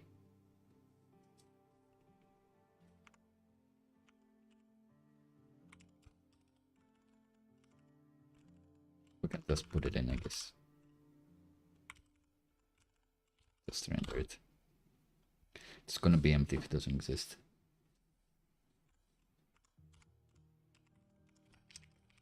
It's going to be null if it doesn't exist. So let's just do empty string here. So this user's answer be accepted.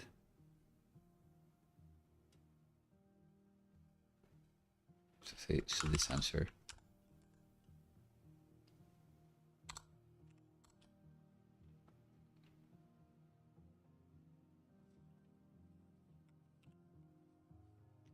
So lenience for spelling mistakes and other minor variations, especially when dealing with names from different languages.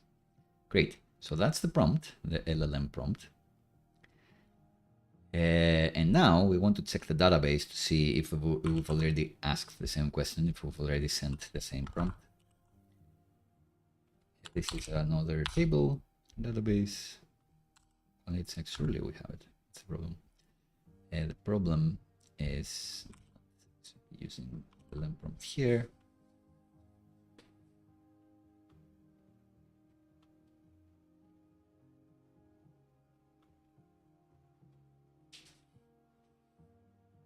Did I miss the parentheses? I guess so. And then we see if we have a cast response. The response we get back is whether we think the user is correct or not. So we use that to assign is correct. Great. And these are chat-gpt helpers by Vercel. The Vercel SDK has the Vercel AI SDK has some helpers for us, so you can easily switch LLMs if you'd like. It's the other. There's an anyway. So generate object, the one you're using, and this one we bring it from the server OpenAI. Great. It has our API keys and all that. And in order to instruct chat-gpt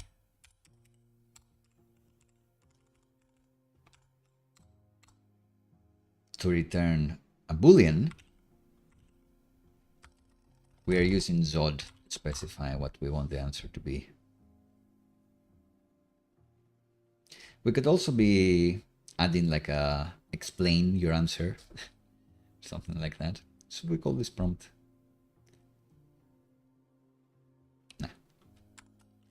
Say LLM prompt. Keep things clear.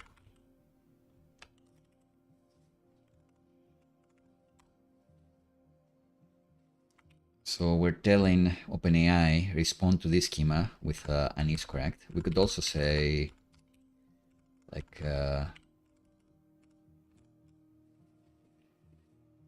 user facing evaluation justification, and then like if we said that this is a string, then automatically the LLM would figure out that it needs to say something on why was this accepted or why was this rejected. But we're not going to be using that. But because of the schema that we have here, this object is going to have an is correct, strongly typed as well. And then at the end, we do insert what chat-gpt got us, what chat-gpt thought. And finally, we have an is correct that's also validated by chat-gpt. Great. And then we have the response methods. This is the simple answer, I guess. Sure. And I guess we could have like an is exactly correct as well. Would chat-gpt get what we mean? Would have like a confidence level. If it's over 90, then we say. Anyway,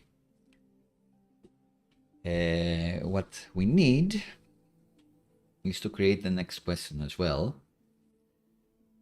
So, oh, and we need to actually update quite a few things, to be honest. We need to update the game map to move on to the next level. We need to update the game state. So we need to find the game state.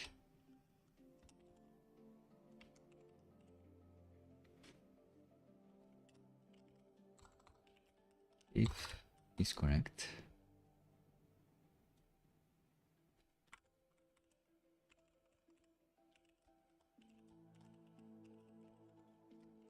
But we don't want to do anything else. Like if it's not correct, we want to subtract HP from the user as well. So let's just say that.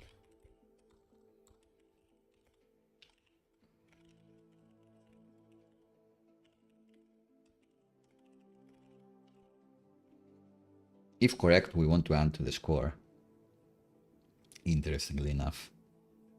But we also want to traverse the game node and find the next one. So this thing that is find like the current question ID, we actually want to go to the next node and say that this one was like success. So quite a lot of things we're doing here.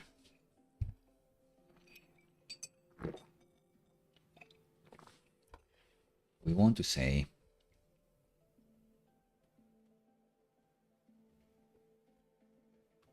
kind of like this one, which is like find current question ID.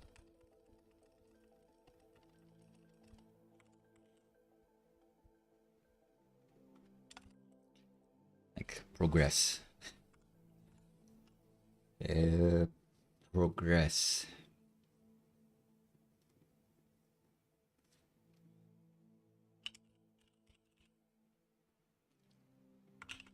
Move to next. And this would be getting what? Either is correct or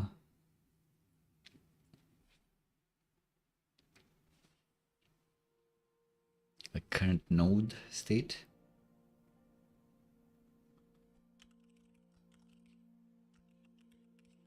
Maybe that's it actually.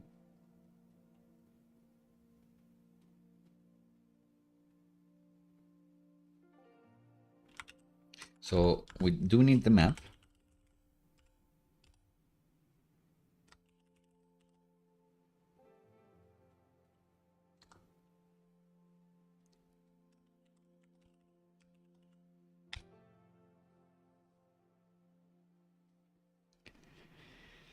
We can find the current node.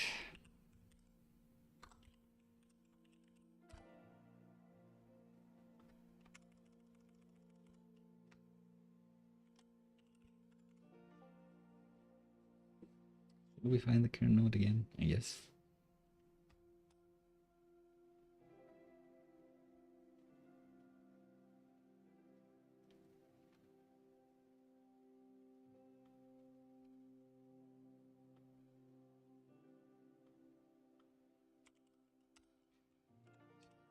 Name this find current node. We don't need to do anything with the question ID. And then what do we do? Well, true. Sure.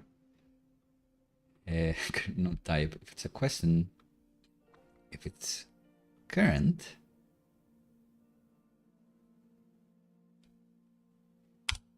then we return the current node.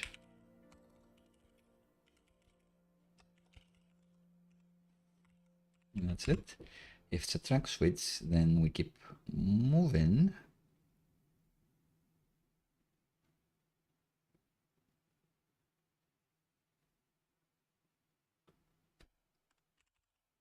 I guess we do this for everyone. So if current node state is current,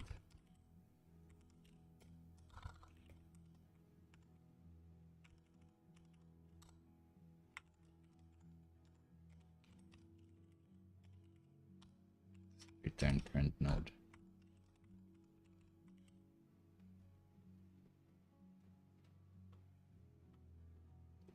And then we don't need to check here. Like if it's a question, then we keep going.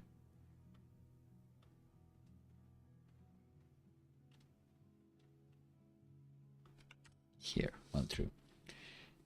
Good. If it's the end, what do we do?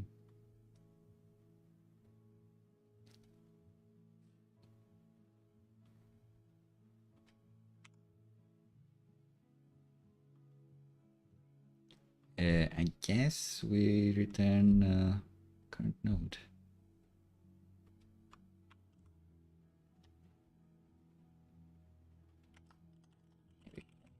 Node type. That is the end node. Let's double check. So this would never need.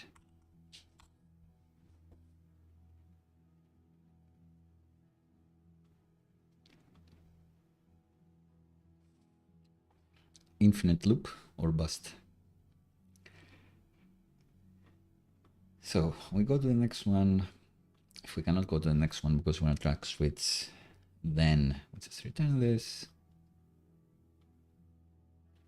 Yeah, I think that will work. So no need for that.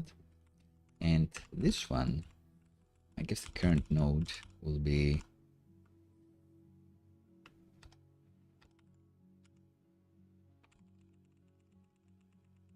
instead of doing all of this,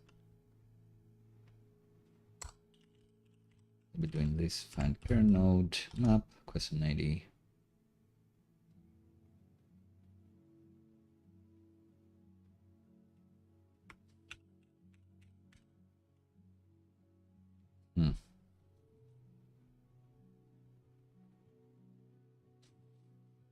So what would we be doing here?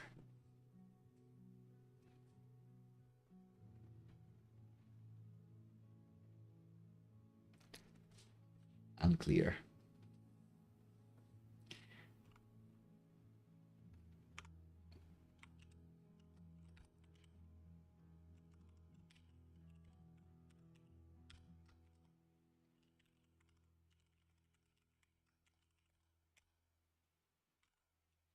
So it's gonna be this.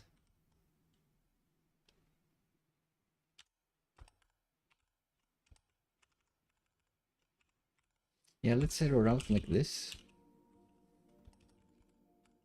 for now.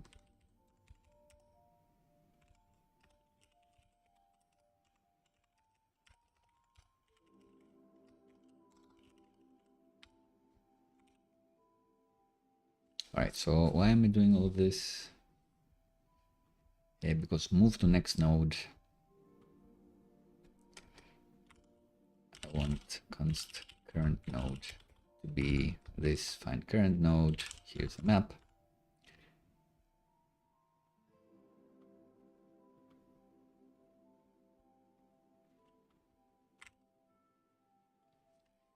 And then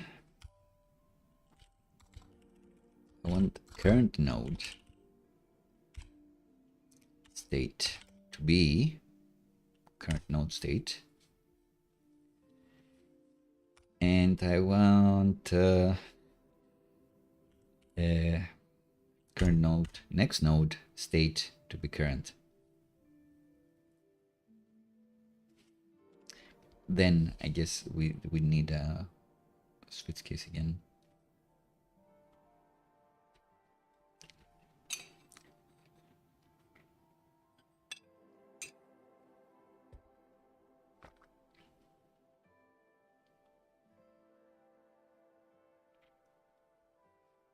We'll figure it out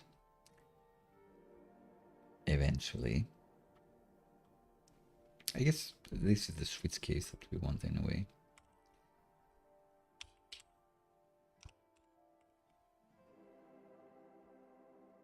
Don't want to return anything. Maybe we want to return that again. We're mutating all over the place. It's tricky in JavaScript, but with no mutations whatsoever, no side effects, you have no app, you need to mutate some things. But maybe in JavaScript you won't do it, but especially with video games, I think.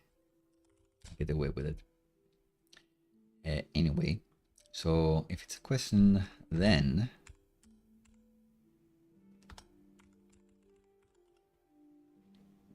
I want current node, next node state current, subtract switch. Yeah, same error once again.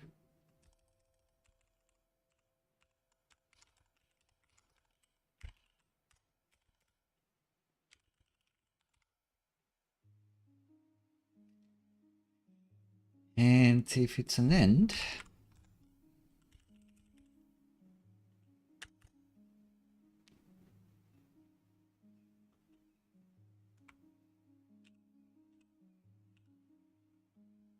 oh,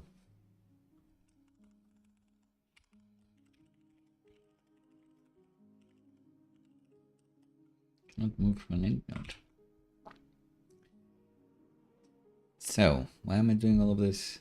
I'm doing this because void, it says.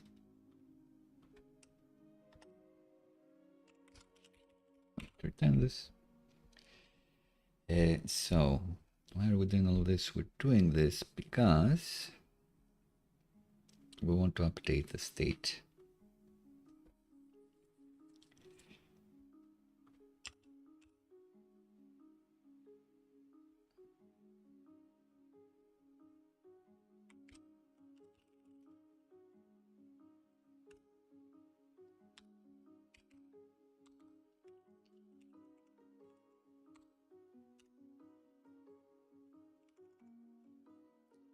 States are possibly passed, skipped, failed.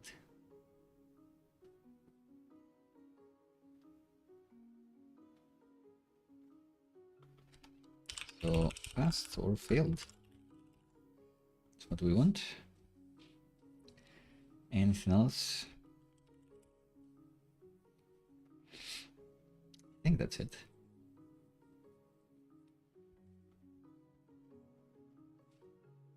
Or are we using this anywhere else?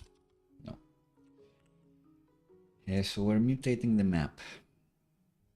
We want to eat some HP as well.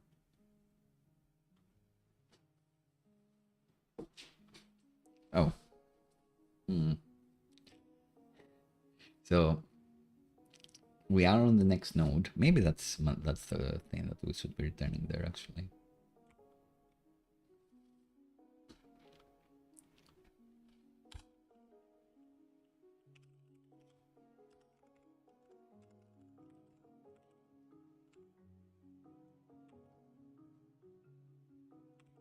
The whole thing.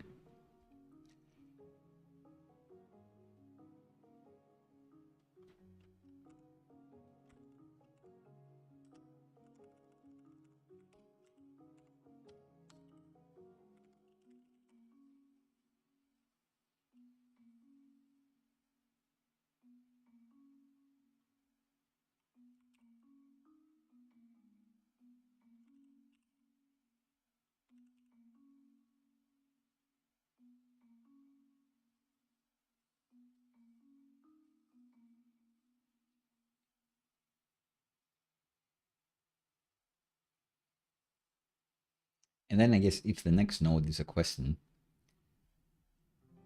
we behave accordingly.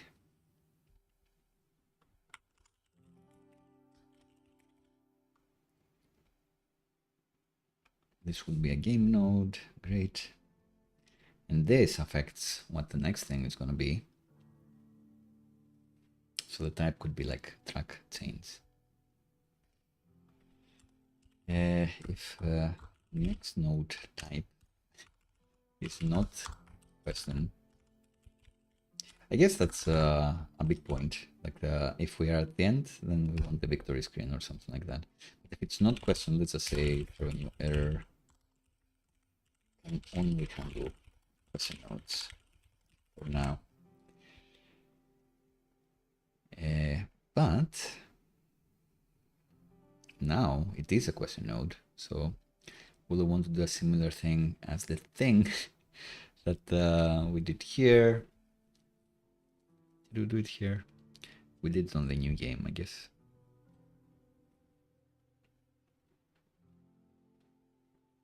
On the new game, we did this. So like a get question and answer thing. Get next question and answer a few messages. Let's see. Let's copy all of this. Surely a refactor an opportunity later. So we've done this.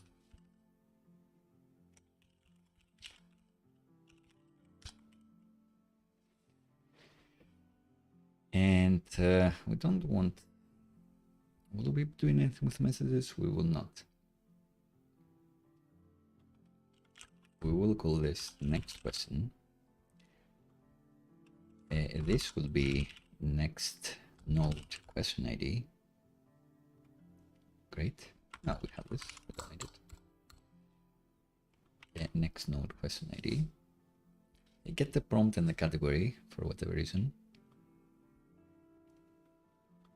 Because we may be using the category to like paint to do theming stuff. The messages we won't need, but we will insert.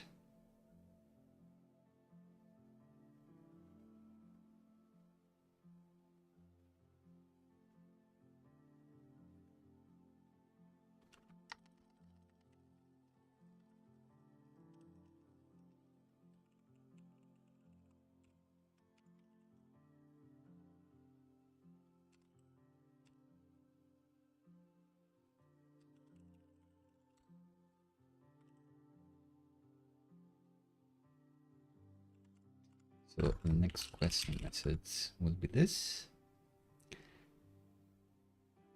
But the value will be next question prompt. And the things we want to insert here are the user message, the response message, and the next question message. And we don't want to return anything this time. The load method will take care of that. So that's all good. But last thing, if we were incorrect, we want to subtract HP from the user and also update the map.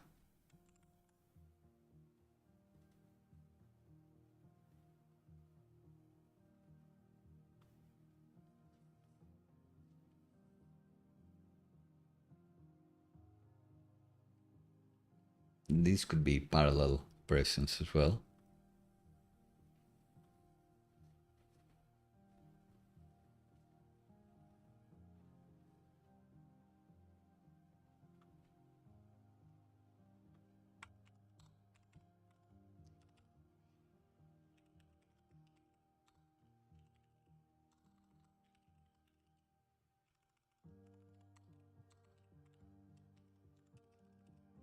This could be insert messages, promise, and we can await it. And we can also await, we can say update game state.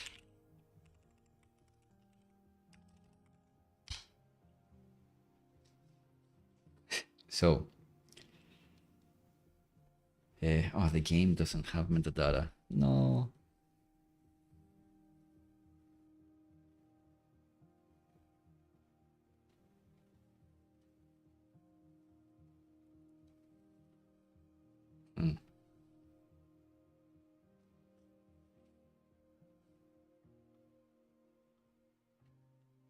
So this could also be a promise all,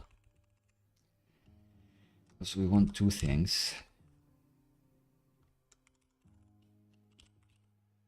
We do want the question, but we also want the data, the game data. So from Rogue Games, we want, do we have the data actually? Yeah, we have player data, come on. Let's go. So indeed what we want is if not is correct.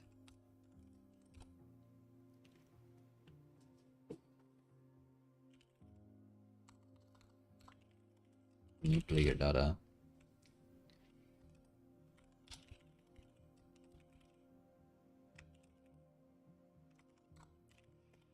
Let game update. Can I infer an update? Who knows?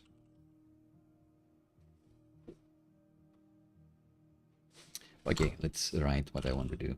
I want to say, I want the update game promise, this to be update Rogue Games set. I want to set the map.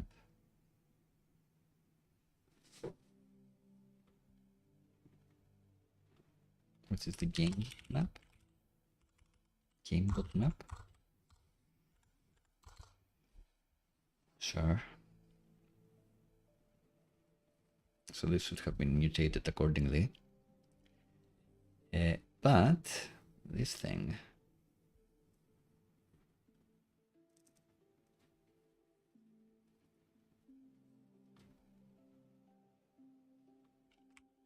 is there a better way to infer what this does? This does. Rogue.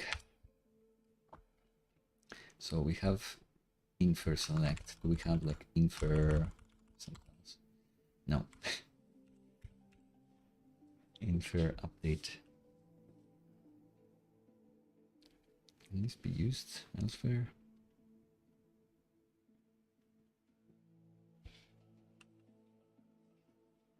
Who knows?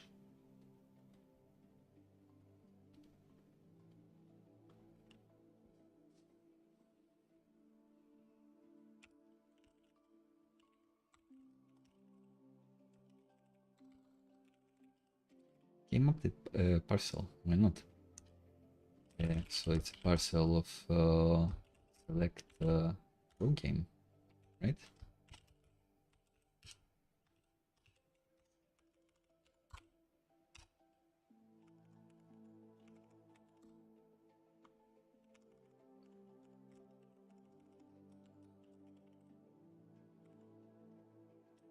And it's going to be this.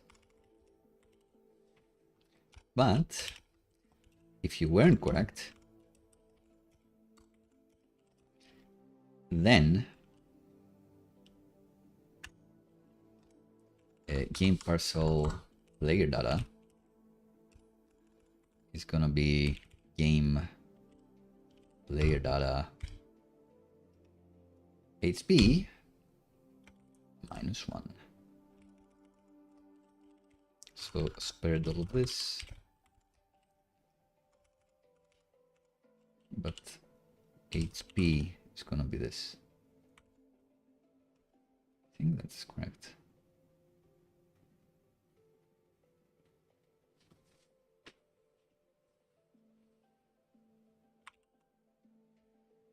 What's the problem?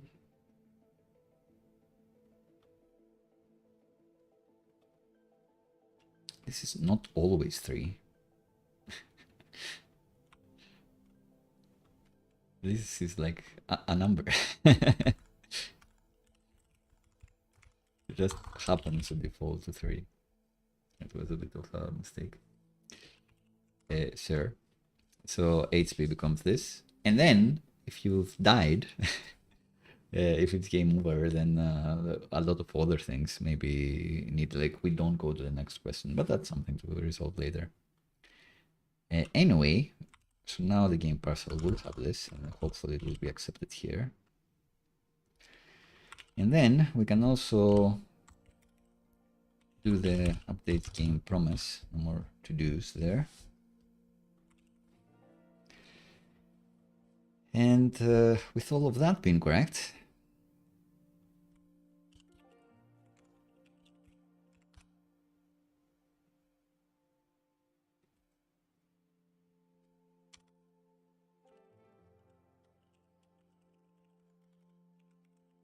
await rogue repo, submit guess. All it takes is the guess in the game.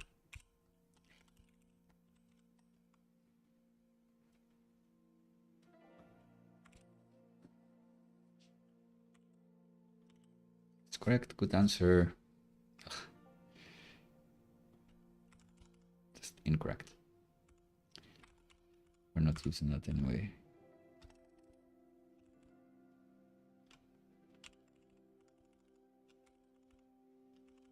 Fail.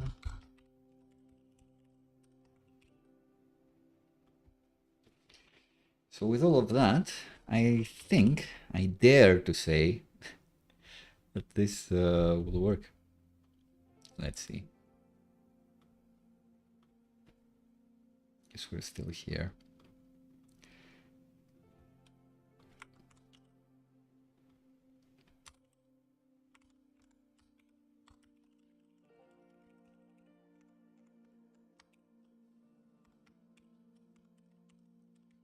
A breezy 2 hours, 20 minutes in.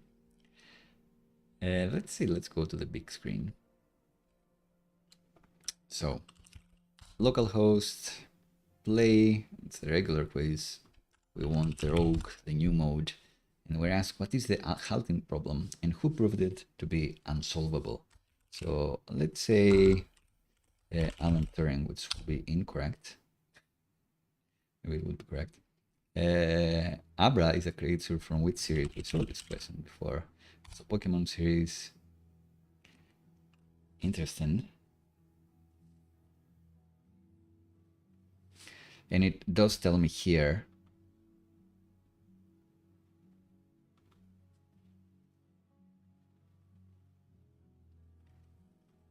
I didn't do the Pokemon accent, so it's saying we're looking for Pokemon, so it's like fair enough. But why are these messages like stacked? Why are my messages stacked like this? Didn't seem enough. And this also doesn't seem to be correctly ordered suddenly. So the answer for this is Earth, and it should tell you we're looking for Earth. Ah, that's correct, exactly correct.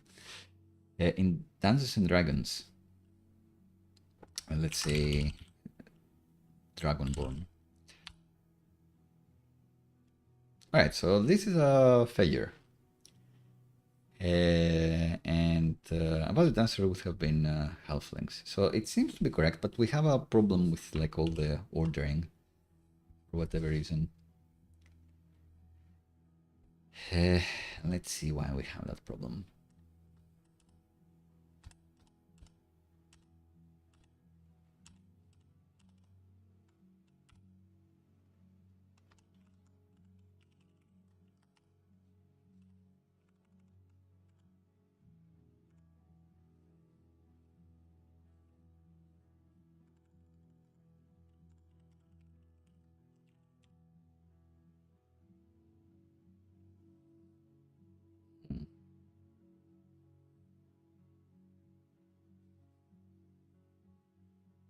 So they're still too close. So is it like the number of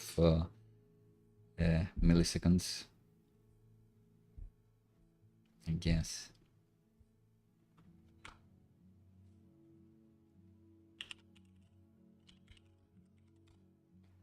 My date now trick.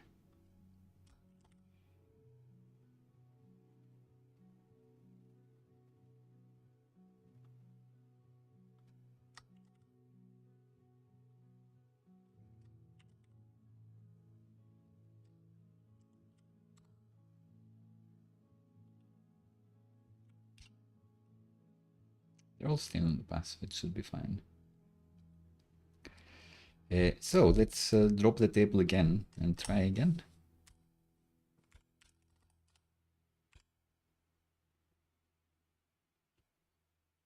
Drop the games, which should delete the messages. And if I refresh here on the big screen, name one of the core cast of Friends. Let's say Joy. Correct. Which continent has the most countries? South Africa. Also correct. South Africa is the country, not the continent. So correctly rejected. Which city hosts the 2024 Summer Olympics? Paris. Oof, error. Anderson. So what was that about? Ah, so we ended up in a fork, which is cool. Track switch node, which is a hard failure for now because we're not handling it, but that's fine. Let's delete our database again. Let's see what we get.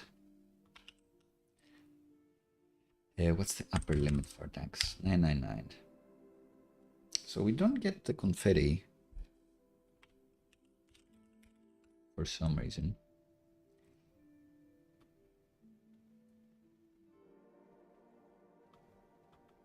Message type is success. Do we get this? We should be getting this.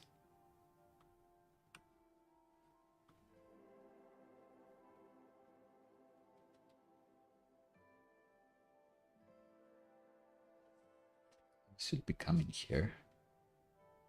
Like, are we returning is correct? I think so.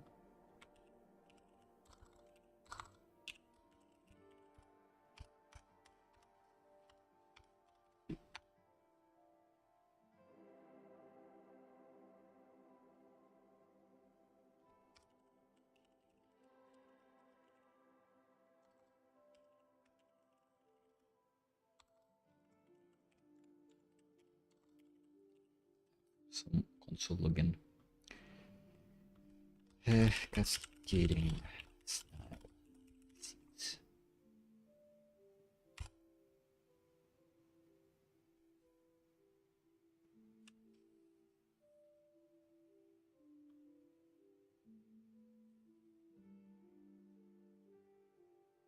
Is everything rendering? Is that the problem?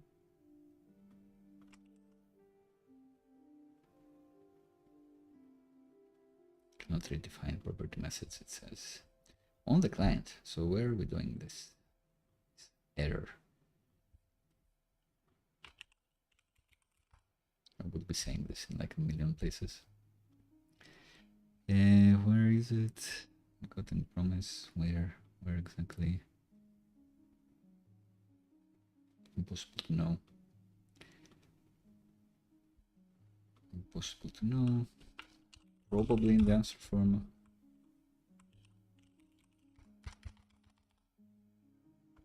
Guess not.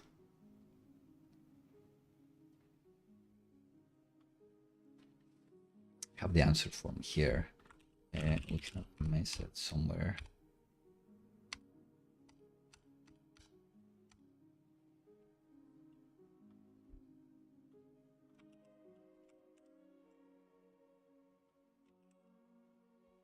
It's happening on the client even now when I haven't sent anything. So I guess like client side JavaScript breaks and we go to regular server side mode. But where are we doing like const assets equals nowhere? Assets equals. Just message will be like too many things.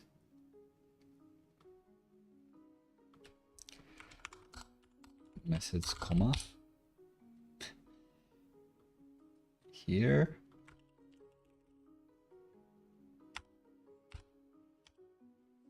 Could have been.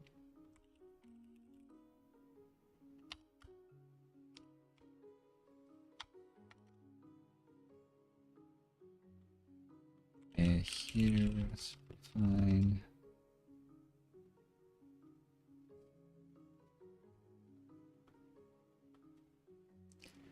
The question that I have, do I get this problem here? Yes, actually. Oh, interesting.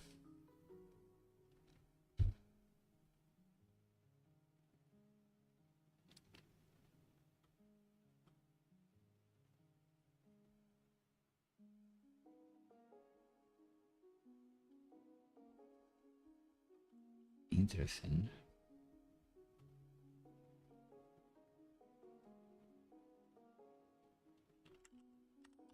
Let's restart the server quickly.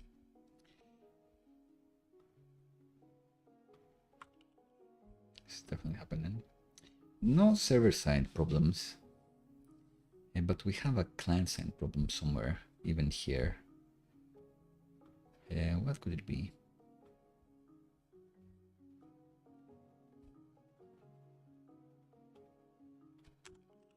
Rogue mode here. We're getting this error. Rogue page. If we didn't have the form,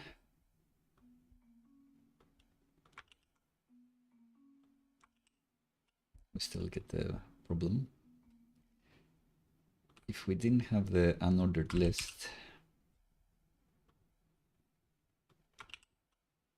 we still have this problem. Whoa. Wait a minute. If all of this was like nothing.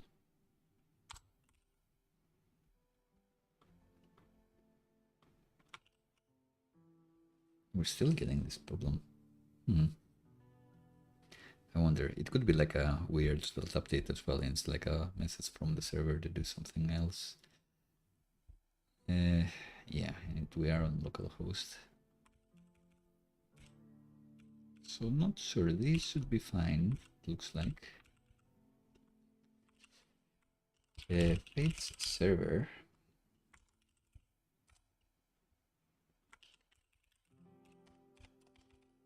Not really declaring anything here.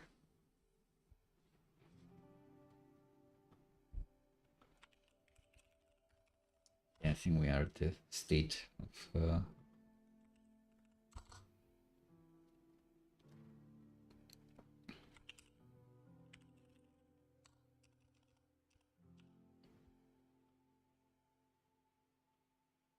there's another fail here.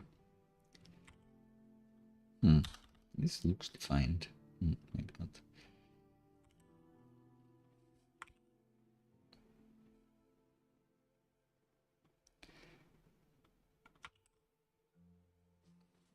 So yeah, this is too annoying for me, so I'll need to debug it, which may mean that we need to cut this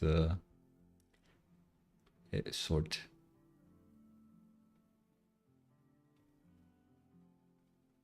Quit has packaged my app somewhere, and maybe is there like a messages thing flying? I don't know.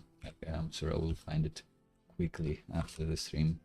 But what was our point here? One of our points is that these answers, like sometimes they're fine.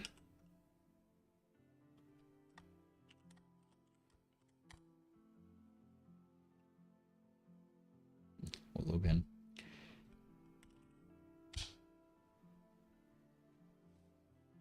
Okay, they seem to be ordered correctly now, so maybe it's fine. The reason that everything reloads is because we have a client-side error, so the app breaks, but because it's SvelteKit, it does work without JavaScript. So we submit the form old school, which is not great, but at least it works. If we didn't have this problem, then we'd be getting the confetti, which we do in real life. Let's validate this. So this problem happens even here. We can see that we don't even do the view transitions because something has failed. So the same thing here, like you answer correctly, and it's like the regular HTML form submission. While when nothing has crashed, we get the view transitions. On the live app, you can see the view transitions coming on up. But on the local one, so it must be like a weird update of something. Vite did update to version 2, now that I think about it. And Bravely I did update like before the stream, actually. Nothing related, unfortunately.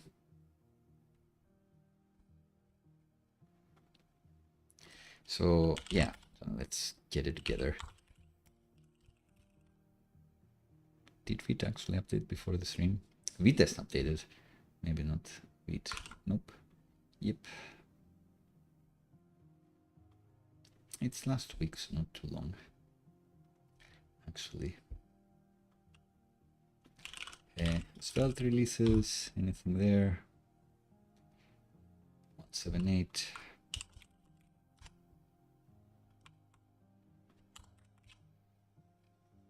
Let's see, maybe that's the problem we had.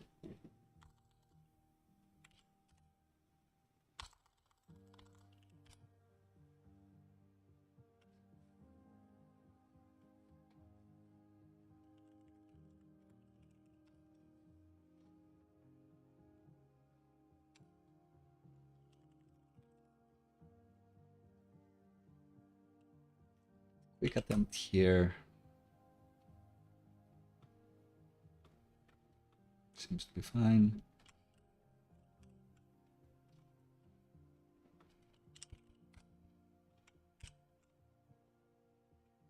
No errors. No errors. Cool. Secret rogue mode.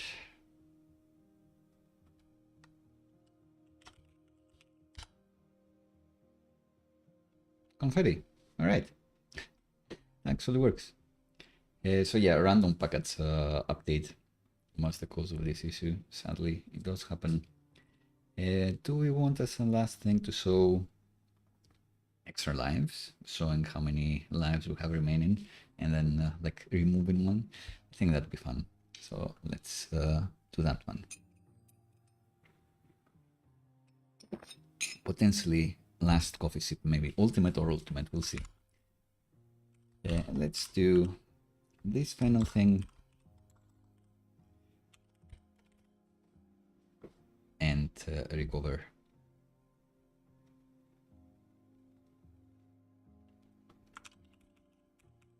So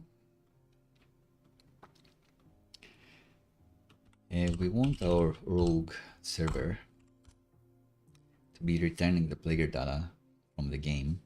I think it should have here. Can figure it out.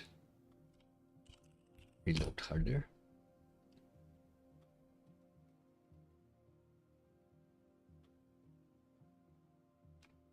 Right. So player data.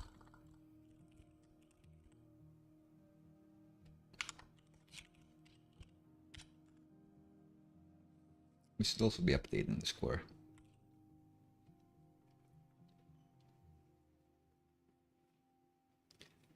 We could also say like you start at full health as a message. But then how would we render the hearts?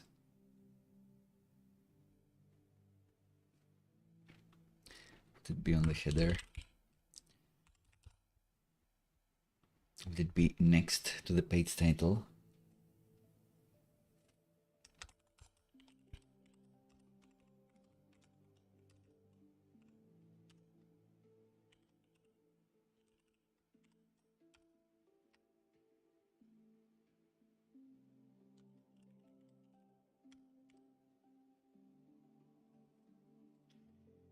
So, what do I want?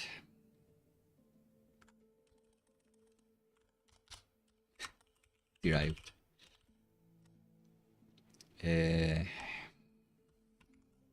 Hearts.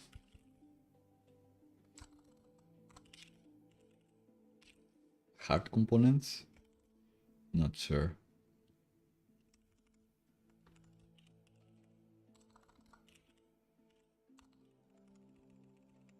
Without using the data here, let's render a few hearts. So we have a heart. Is it a full heart? Who knows? Pretty big. Yeah, let's delete like the tail again. Start from a fresh one. Maybe my dog wants to visit.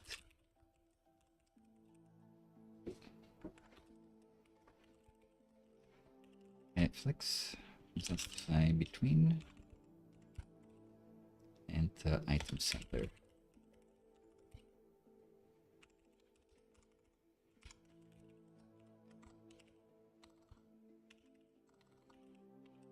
There. Fill primary. Trail thing.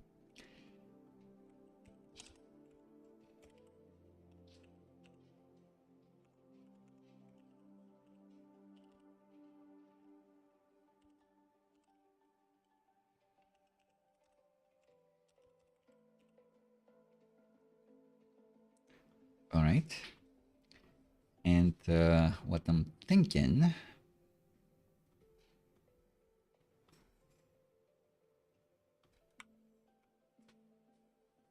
is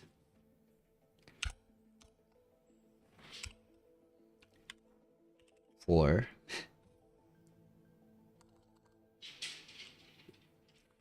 what do I want? Not sure. My dog's a Marina. So I want to do an each loop. I want to use my range trick. And I want the range to be data, player data. Hello.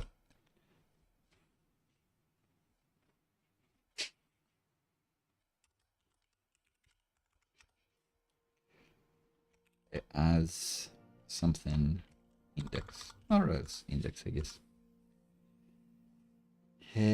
And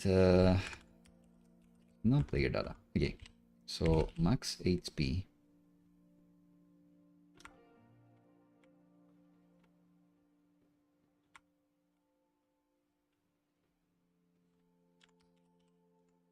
Right, it knows. So for each one of them, render a heart. It works.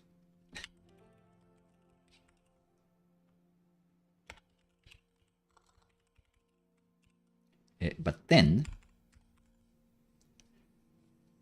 if the index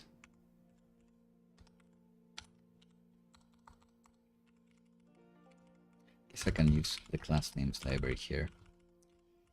CN.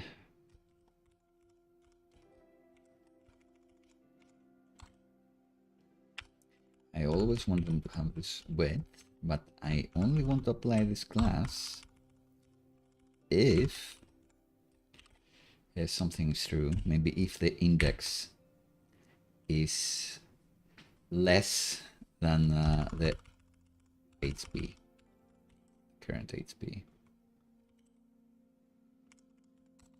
So if the current HP is 0, index 0 will be empty.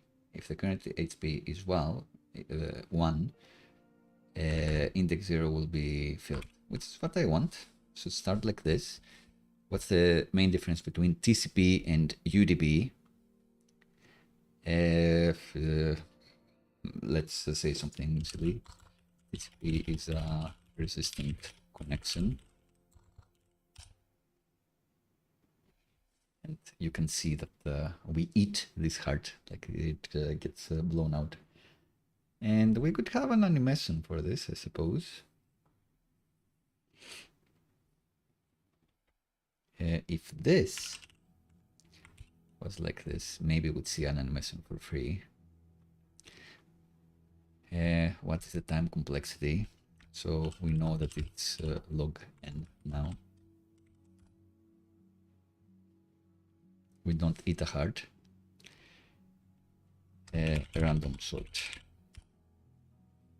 We still don't get like the animation there, sadly.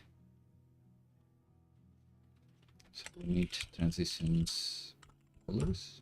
I think it would transition the fill as well. Always names his horse good girl. Roads dancer. Did it animate? I don't think so. So it should also be clear, I guess, that maybe we could do an animation on mount. But when we are at like no health, then we want to actually end the game. We would want to do the game. Here we got the same question, which should never happen. Like I have a test for this, but clearly in real life something else happened. Did I actually have this question twice? Maybe that's the reason. I do have it once. So run seed. Yeah, I'm not deleting the existing questions. Whoops. So that's why it appeared twice. Like it's the same question, but they have the same different IDs. So that was unfortunate. Let's truncate again. But this time let's run our seed too.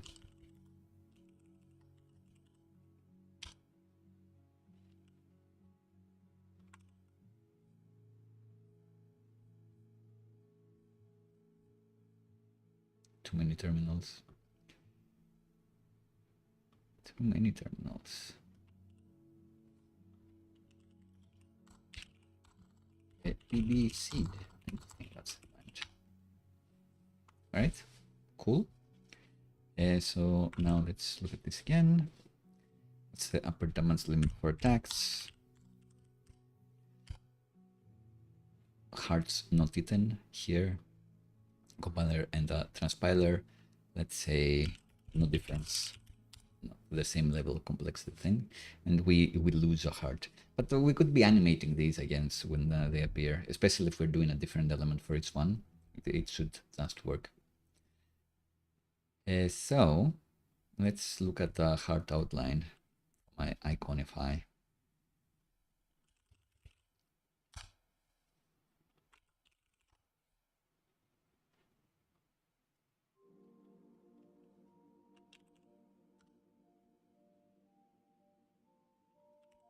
Paste this, go to our thing, go to our heart. Let's say copy this heart outline. And what we want the path to be is what we get from svgomg. No need for that. Need for that. So now what I actually want here is not the scene library, but an if statement. The conditional is going to be the same. Else if.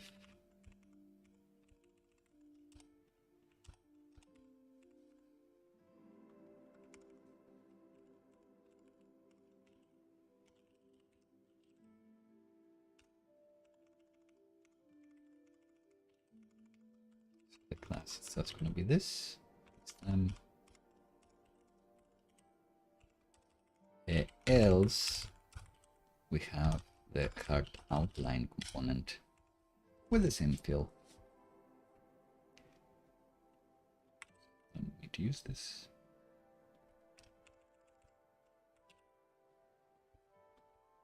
So this looks nicer. And we can use some Svelte transitions to actually say when a component leaves, then it plays an animation. Should we do that?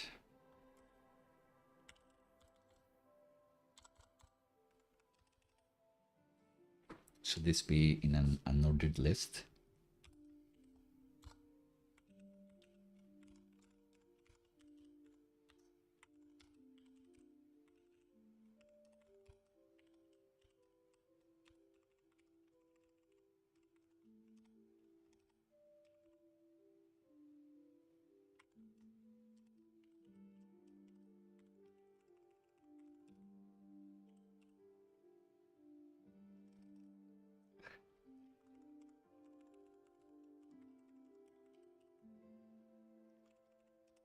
And I want to say animate out, I suppose. Let's see. Animate out. Transition out. Out, fade. So that one.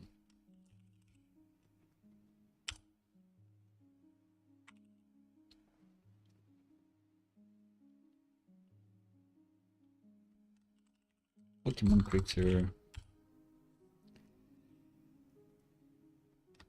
Random sort. I guess it's a heap sort. Did it actually disappear? Not sure. Gwent. It allowed it.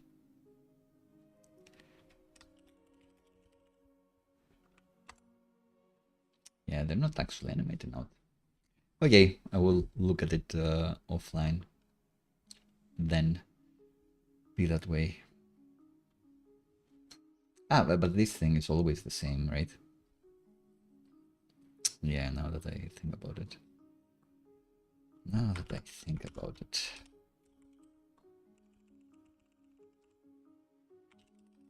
One last chance. Put this inside the span element. Or not.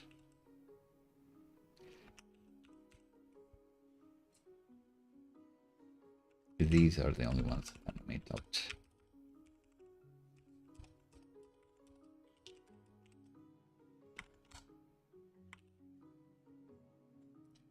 need to remove this game again.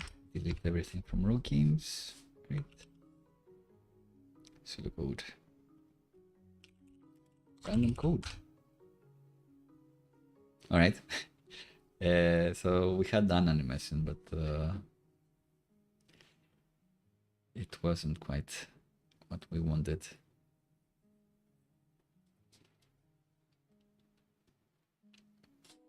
Something to look into offline. We'd need to make this maybe absolute as the animate out or something like this. If we fly, am I using fly anywhere else? No. Let's look at their fly example.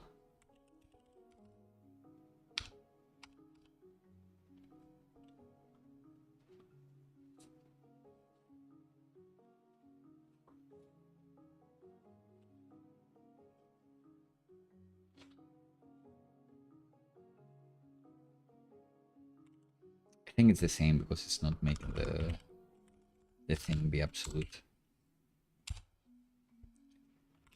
But just to have some fun.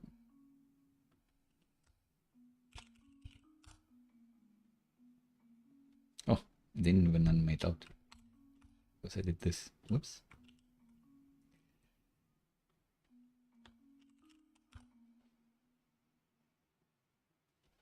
Oh well, I give up on this animation thing. Forget this ever happened. Anything else before the final demo? I guess the score, like we should be updating the score. Here. In our submit guess DB rogue repo thingy. I need this. So actually, if we want to do something else, we want to do something else. And game update parcel score, game score plus 10. So let's do this for every correct answer.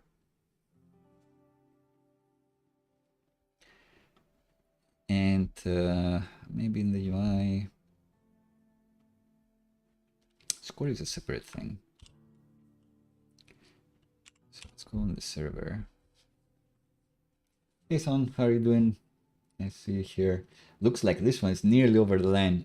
I think it's close to going in production, but there are quite a few things that I want to do. But it is probably a case where I will do them offline, and then on Friday we'll do something else. And the big options are CMS. And I was thinking of a new, like kind of inspired by the benchmarks, like maybe 1-off or 2-off series, where I talk about the different ways that you can fetch data in Svelte and SvelteKit, which is client side, which I never do or almost never do, or with the load methods in the handlers, which is what I usually do, or by using an in SvelteKit server API route or something like that, or using an external API, which would give us a chance to look at other ways to build APIs, like server only stuff, backend only stuff, which is something I was thinking about. But we'll see. We'll think about it some more. I think we'll manage to get the game in production soon. So now, whenever we get a real question, it's fine. We can reply just fine. Even if we get real questions all the way, then we don't have a net mode. We don't have a graceful way to say, oh, you finished the game and this is your score, which is interesting. It's something that we need to resolve. And also, we have a 10% chance to get a track switch node. And if we get that, we also crash because we haven't done the functionality of how to handle that. So I'm not sure if we'd not show the answer form and actually just show the message, and then you need to tap, like, do you want the blue track or the red track or whatever. But we'll see. But thanks for dropping by, and also nice to see that you're hanging around with your nephews. I have one nephew, and we always hang around when I'm back home or he visits here.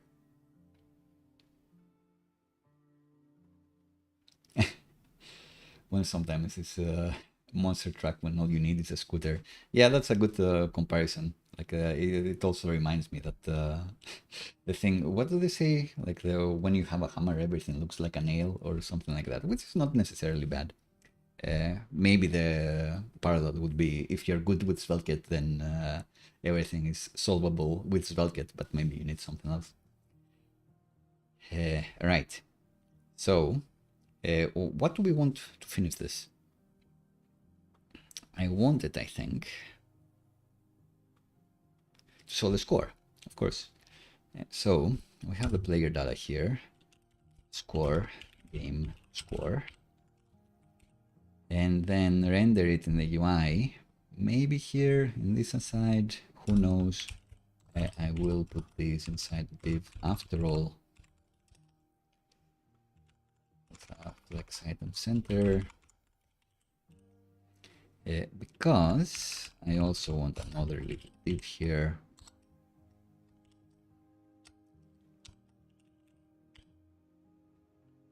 With the score. Great. Score is 0. Did I really not answer anything here?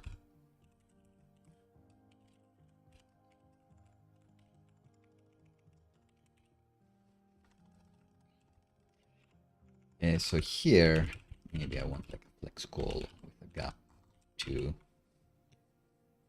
and gap 1. No gap. Items end.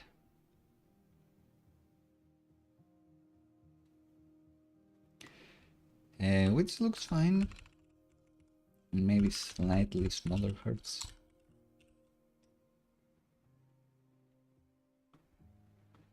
And maybe this is finally where I make things almost unreadable. Like Satsi and likes. More professional. Right, so hypertext, markup, lingo.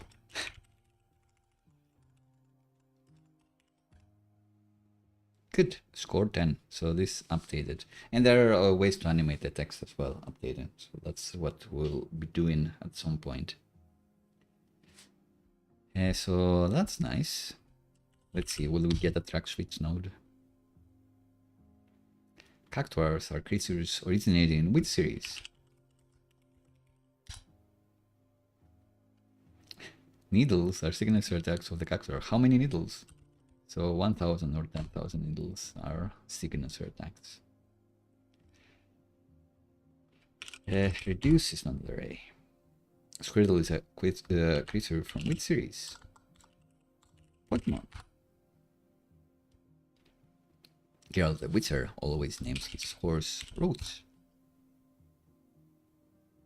Alright, so I see that this didn't quite work, so I'm assuming we got a track switch node. Or maybe we got to the end. I can only handle question nodes for now, so I guess we got into a track switch or the end. Is this like 10 questions? I guess so. So we managed to make it without, yeah, 60 score plus 3. Yeah, and 4. So we made it to the end without seeing anything. So where do we say this? Can only handle question nodes for now.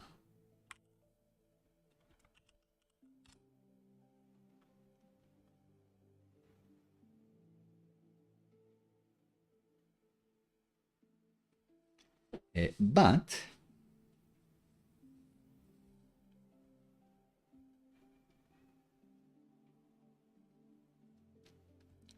I guess it's here if you manage to make it to like the end node.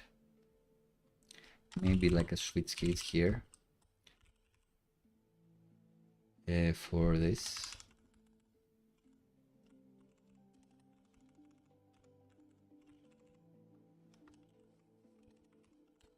Anything that flips out.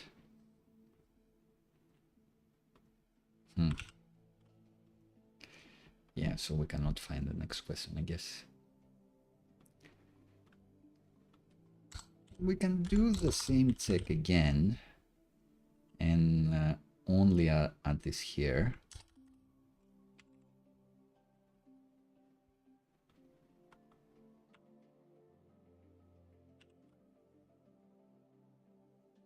So yeah, actually, this is in the switch case.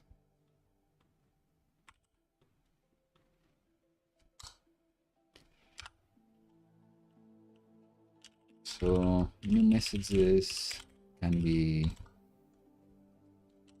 an array of insert rogue message. Great. And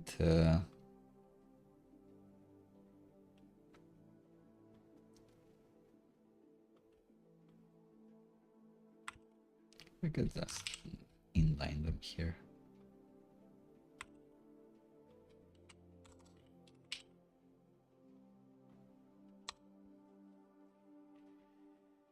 And then we do the switch case on next node type. And if the case is question,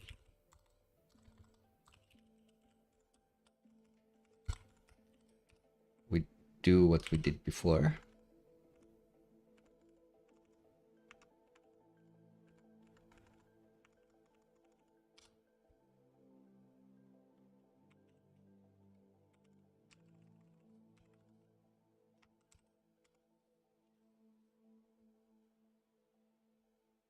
And add this methods.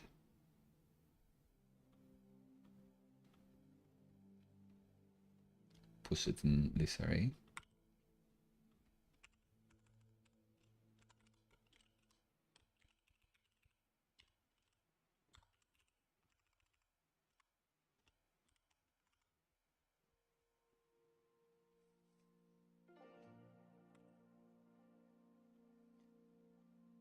Aim better. Okay. And the values are gonna be the new messages. Great. But there are other cases, like the end case. And then we can just say new messages you want. So what do we say in the rogue game actually? Quiz repo. It's here. Do this. Would we actually push all of these?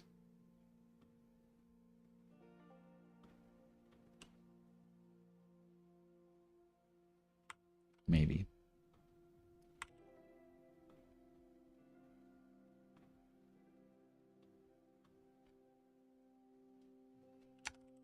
So let's take expression. We want to push a share message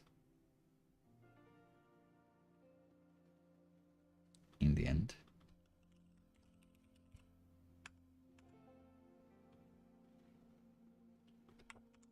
Game ID is gonna be this, and content is gonna be that.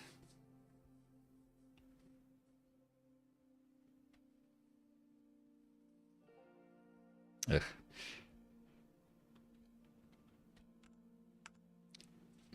Do we want the game seed or something?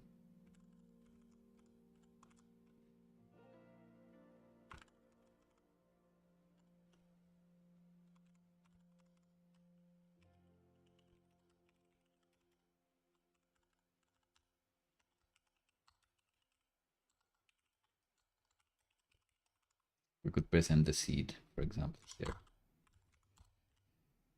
So this is maybe fine. What is it? Expecting. Yeah, it's definitely expecting a break here. And then suddenly it's less set.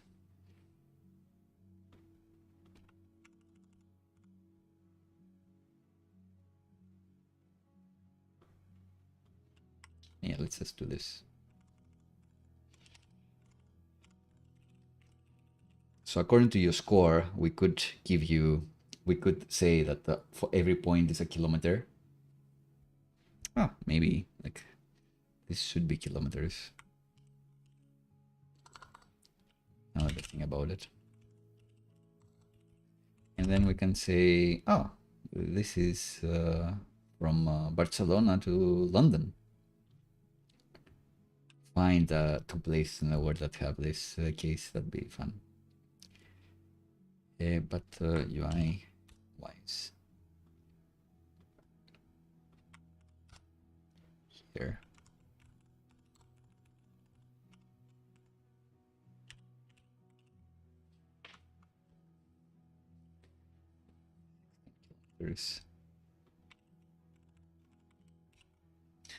And this could also be like a range, like not 10 kilometers at a time. Oh well. So yeah, just give them this.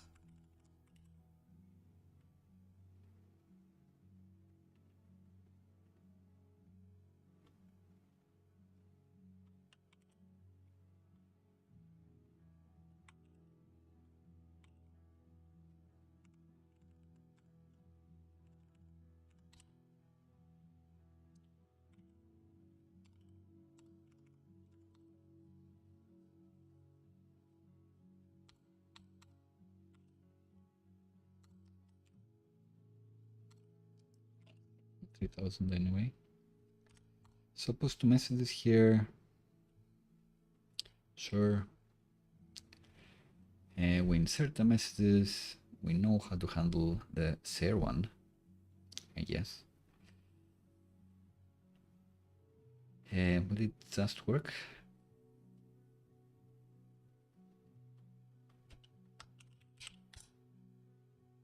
All right, there you go. Did work. We even got the sharing UI. Amazing. And the thing to share, it's just the link, I guess, not much.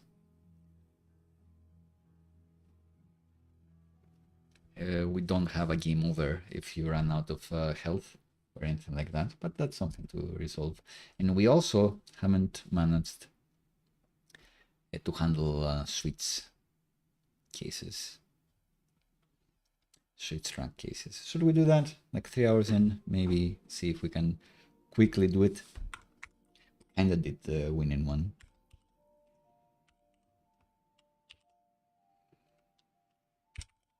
So this is gonna be final sip and have a go.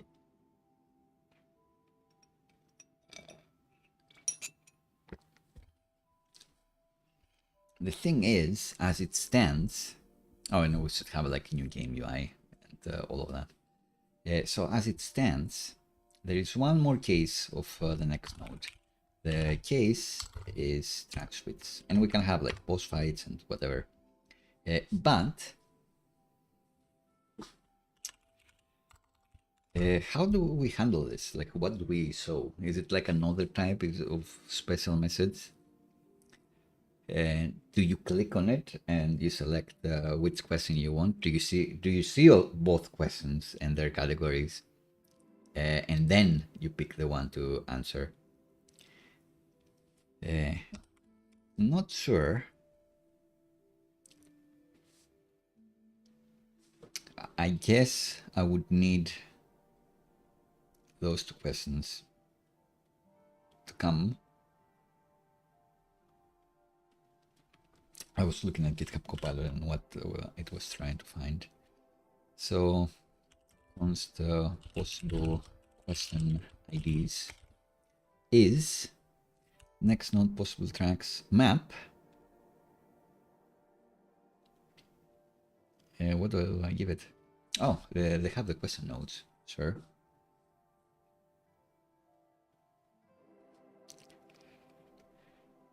So I guess they have like a question ID in them, I imagine.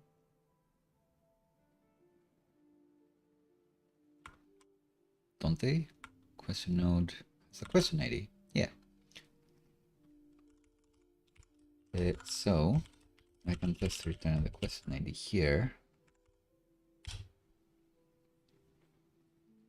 So then I need to say like pick one from two categories. Const next question categories.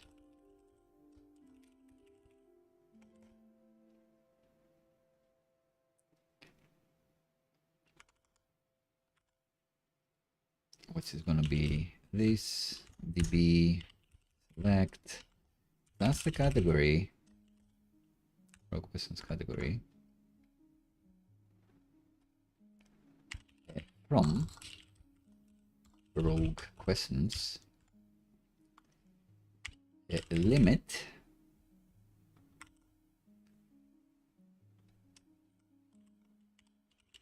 question ID is length, but there is a where, which is do they have like an in? There's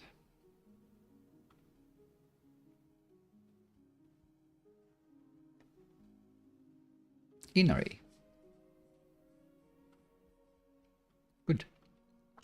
In array column is row questions ID, and the values are possible question IDs. So we should find like 2 of them. Like maybe you'd have like 3 tracks at some point. Could be fun. But guess what we want to push is a new type of message. Track switch message.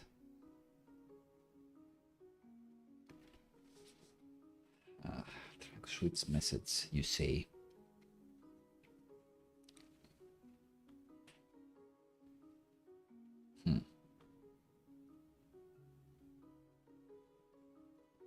What's new message again? Insert rogue message.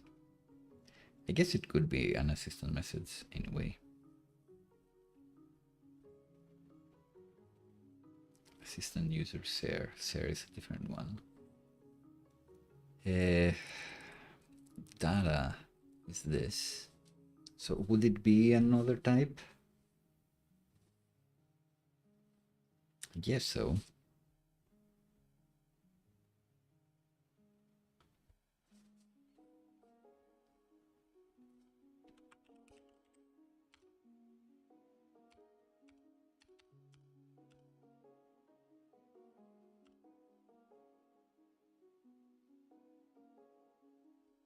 Should be assistant as well, but with that content, how would I make this different? It has the potential data field we can use, but we don't particularly want that.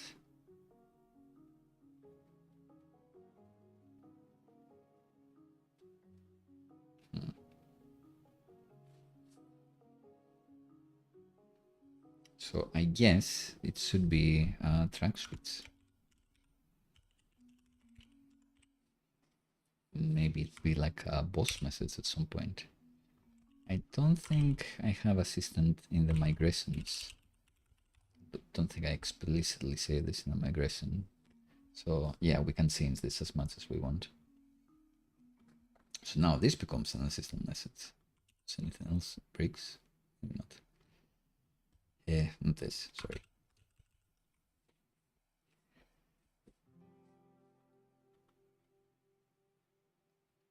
So what would the content be? Track switch is fine. The content should be next question categories.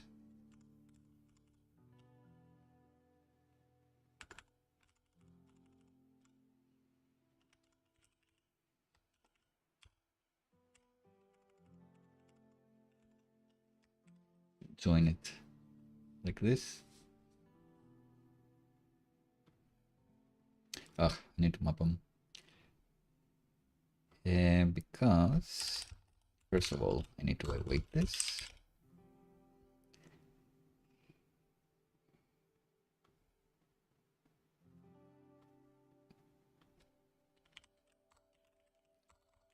Then I need to map it. Come on, category.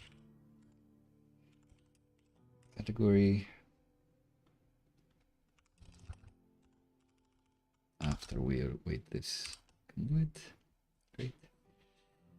A bit of a hack, because then I need to remember on the front end that the content in this case is a string that I'm supposed to like explode. Okay, not the end of the word. for this new type of message. So then at some point we will be getting a message like this. So I guess just in the UI,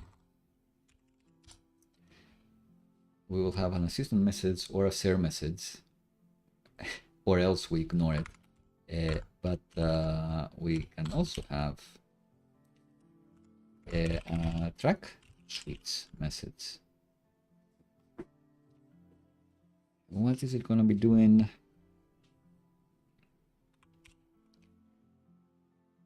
Who knows? It's going to be rendering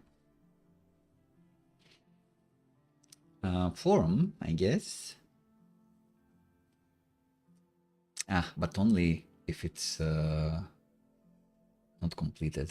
So yeah, I think I will have to think about this offline, actually.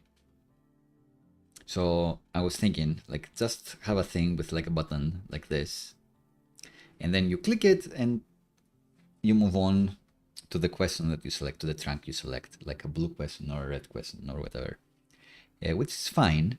But then you need also some UI, like you only want to show it like this when it's the last message, like the active message. If it's not the active message, then clicking on these does nothing. You shouldn't be able to click them. So no, we'd need to disable them. Still show the UI, still show that you went to that track. But yeah, I think that's too much to just do now. I think I'll just need to think about it. So let's just do the final demo.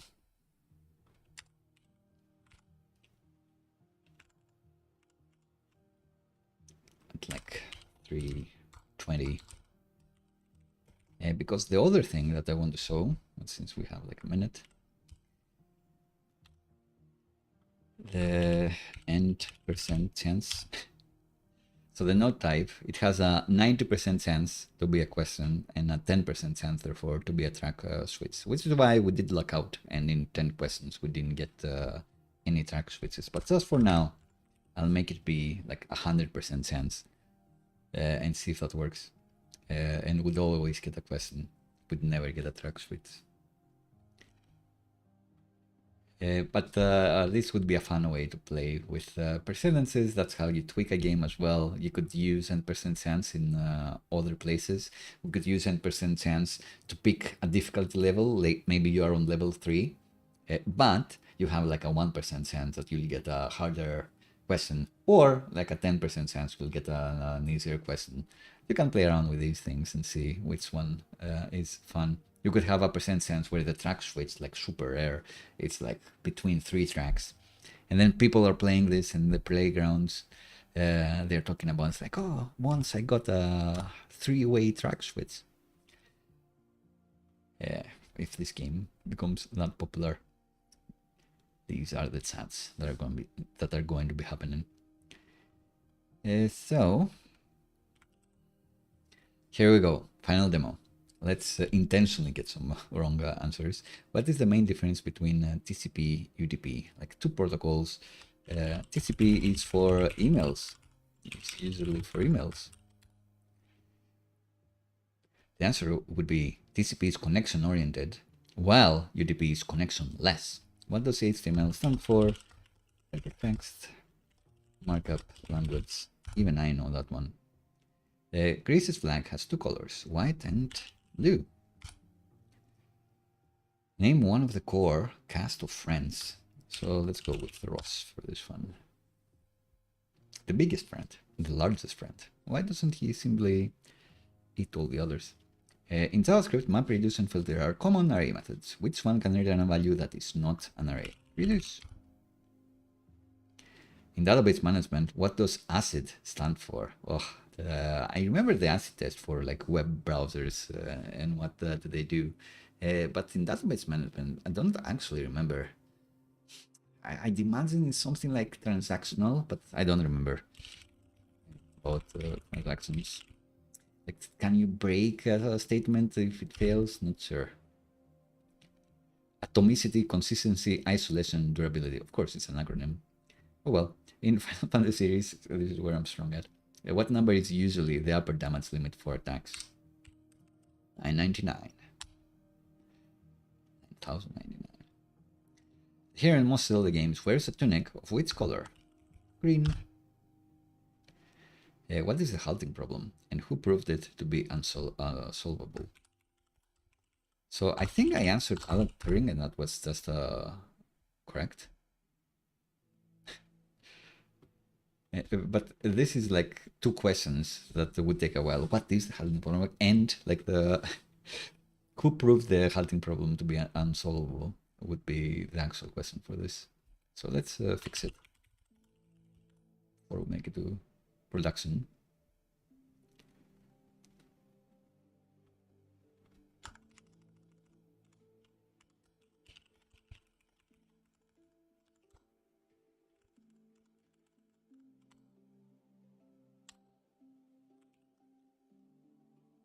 Great, I did guess this answer.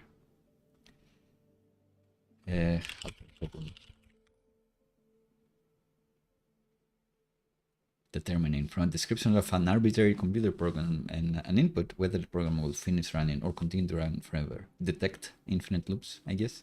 Sure. What is the code name of the protagonist of Persona 5? Joker.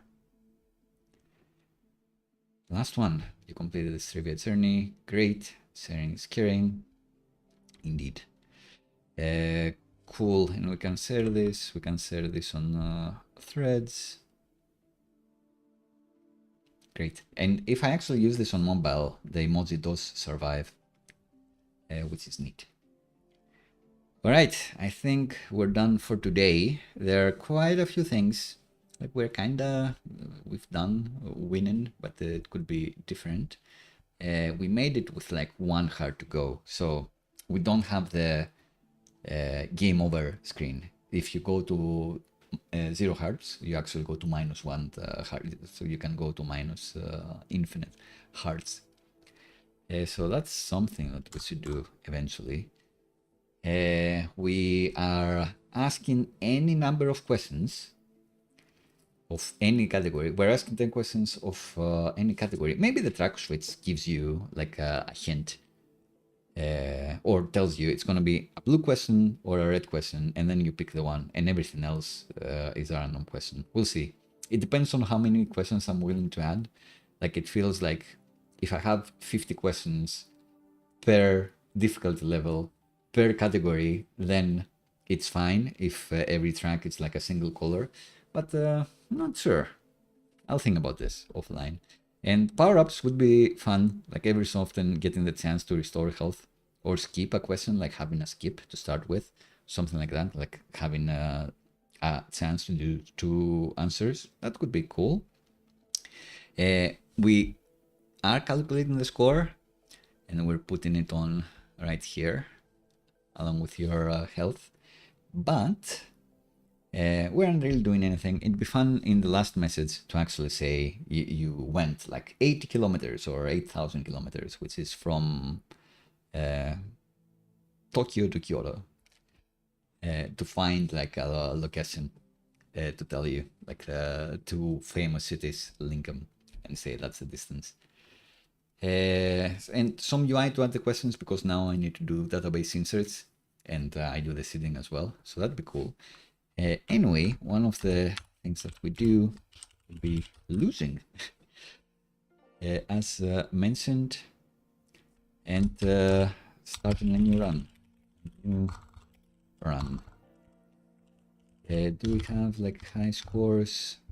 Resist high scores? Yeah, so we have quite a lot on the agenda for the future, but I'm not sure if I'm gonna keep going in the series. Maybe we'll be revisiting every once in a while. We'll see. On Friday, most certainly we'll be doing something different.